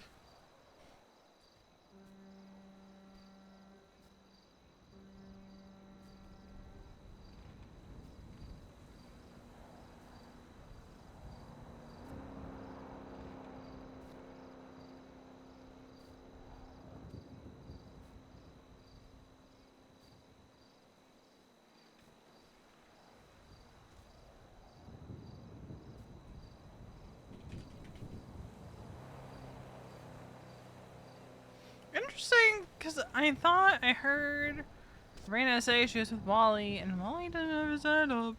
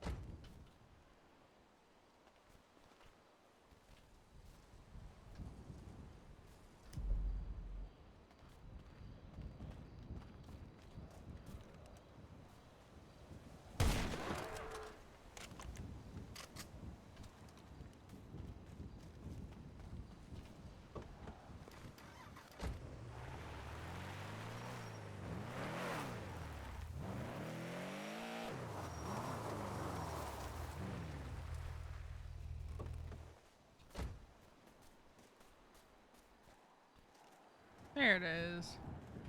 No. No. Oh, thank fuck.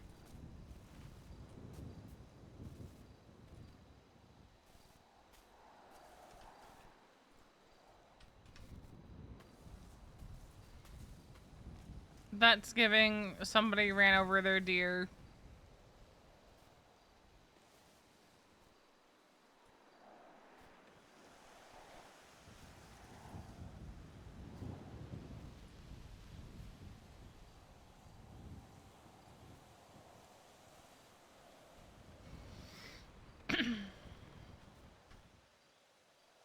I've just always liked this song.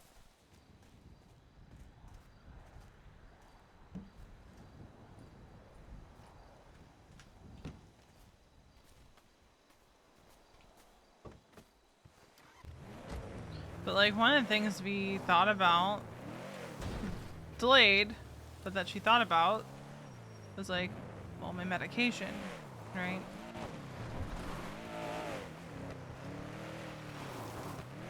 You're talking about someone who, like, she is fully capable of remembering to take her medication or, you know, taking her meds. It's just, V also can be on the forgetful side and will think that she took them when she didn't.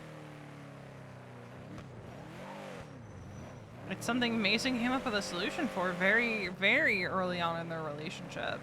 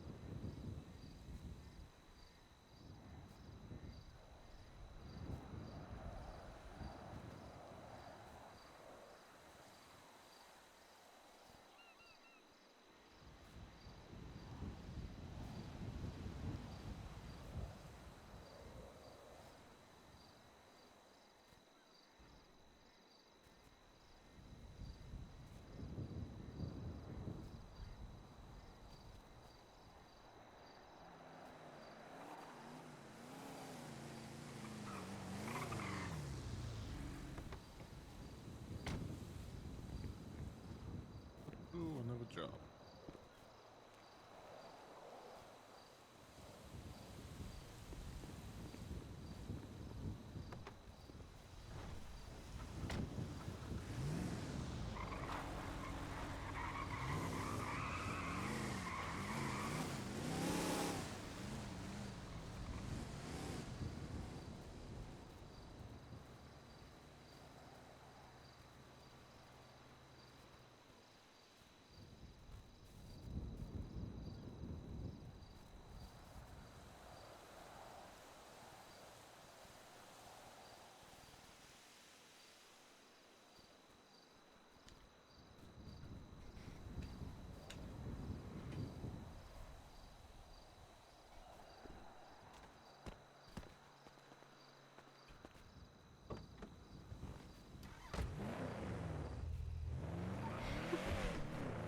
I got it. I feel like I'm getting thirstier than I should be. Hasn't even been an hour yet, and Girly is thirsty as fuck.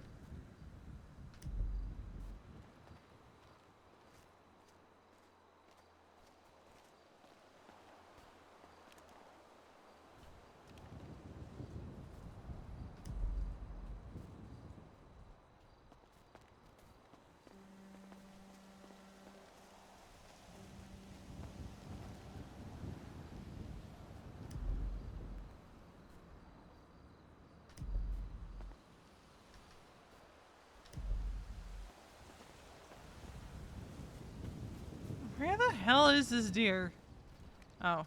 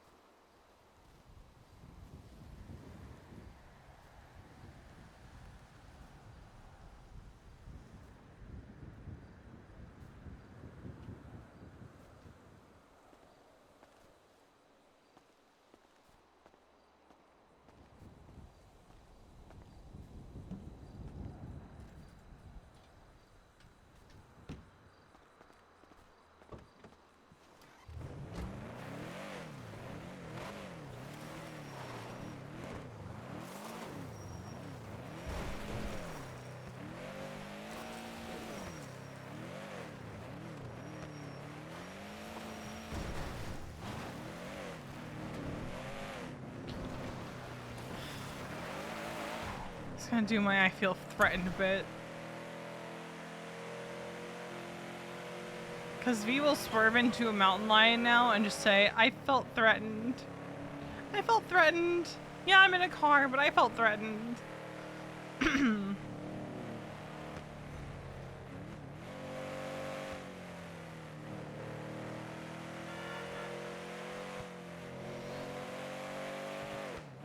felt threatened.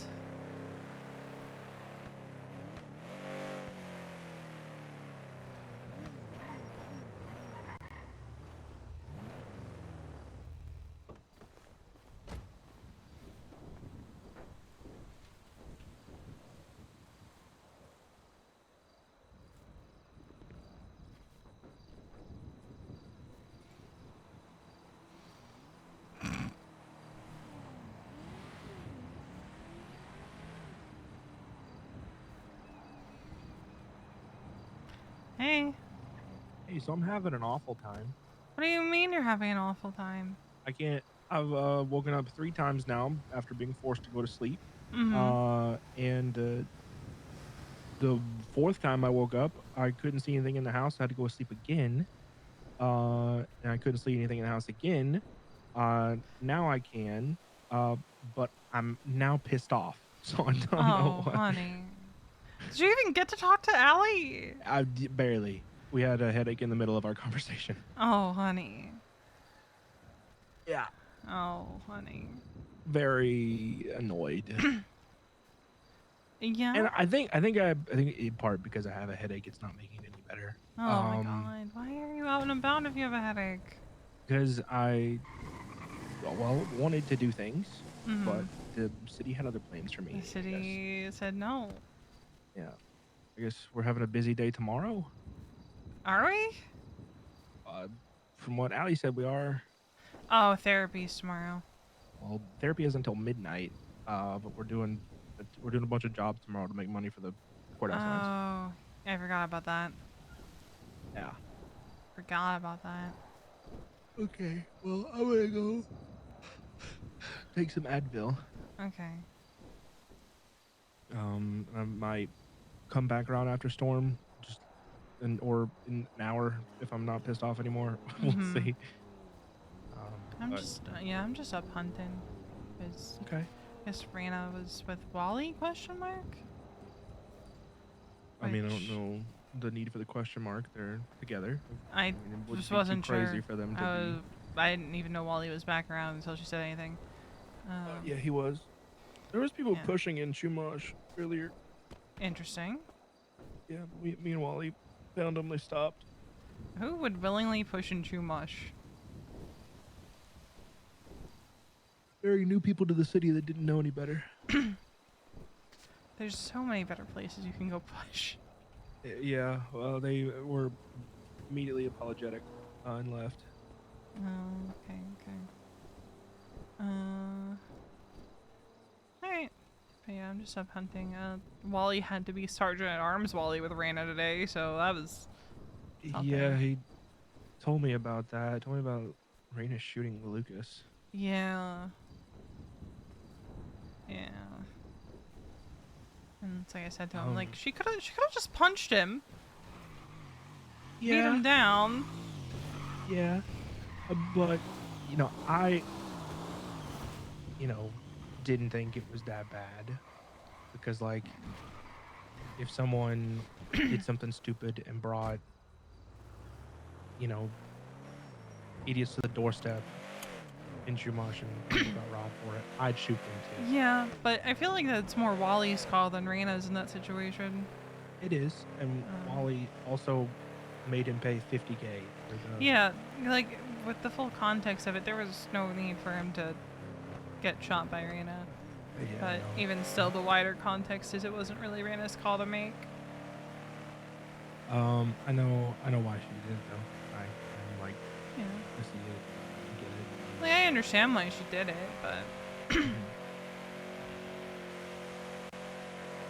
Have you had water today? Yeah. Okay. You ate? Yeah, I was eating earlier. Oh yeah, you said you had the sub. Sorry, I wasn't up that late last night. No, But not at all. God, I feel like I was. What? I feel like I was. Doesn't sound like you at all. No, never. Me? Well, therapy should be interesting. In case you're not back around later, are you coming home tonight? I'll let you know. Okay. Therapy should be interesting. I need to figure out some grievances I want to bring up. Yeah, I got some. We're not allowed to have grievances with our significant others, by the way. That's fine. I wasn't gonna have any with you anyway. Uh-huh. The big one right now is that Raina wears too much perfume. She does. It's way too overpowering. Raina wears too much perfume, and Wally doesn't wear enough. And he leaves his socks around the clubhouse. Yeah.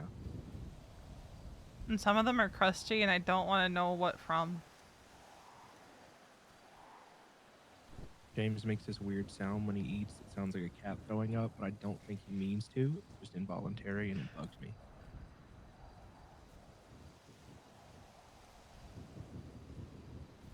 Yeah.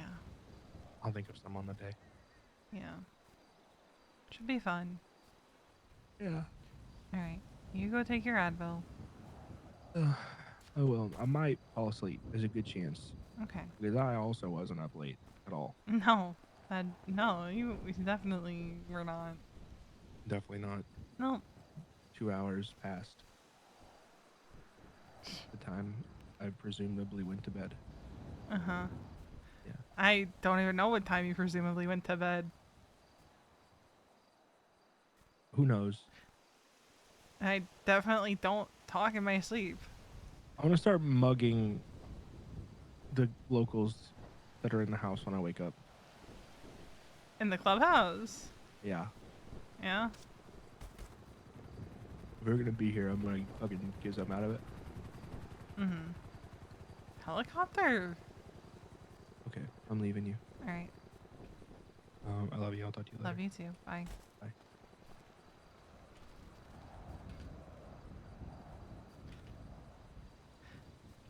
Yeah. I couldn't tell you what time I fell asleep last night. It was late though.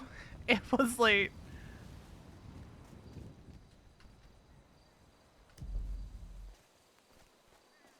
Where the hell?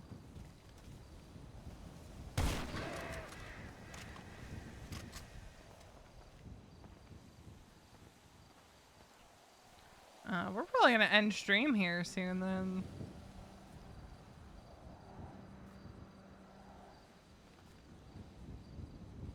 Cause I'm gonna be so for real. The only reason I stayed live after therapy was cause of that. But don't really got much to get up to on V.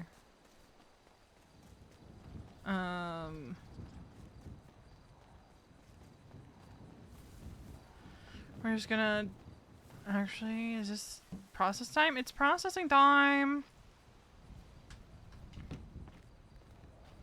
Cause we're just gonna do 5. But yeah, if he's gonna bounce his headache, and Molly and Raina are spending time together, I think we're just gonna bounce. I'm still gonna be around on server because I gotta, process meat and stuff. But yeah, I was mostly live because V had therapy today. So we'll stop right here. And I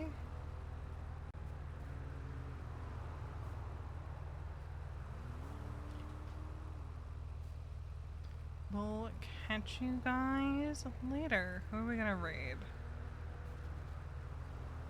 Who are we gonna raid? I know who we're gonna raid. I'm gonna send you guys over to Jay. And I will catch you guys next time.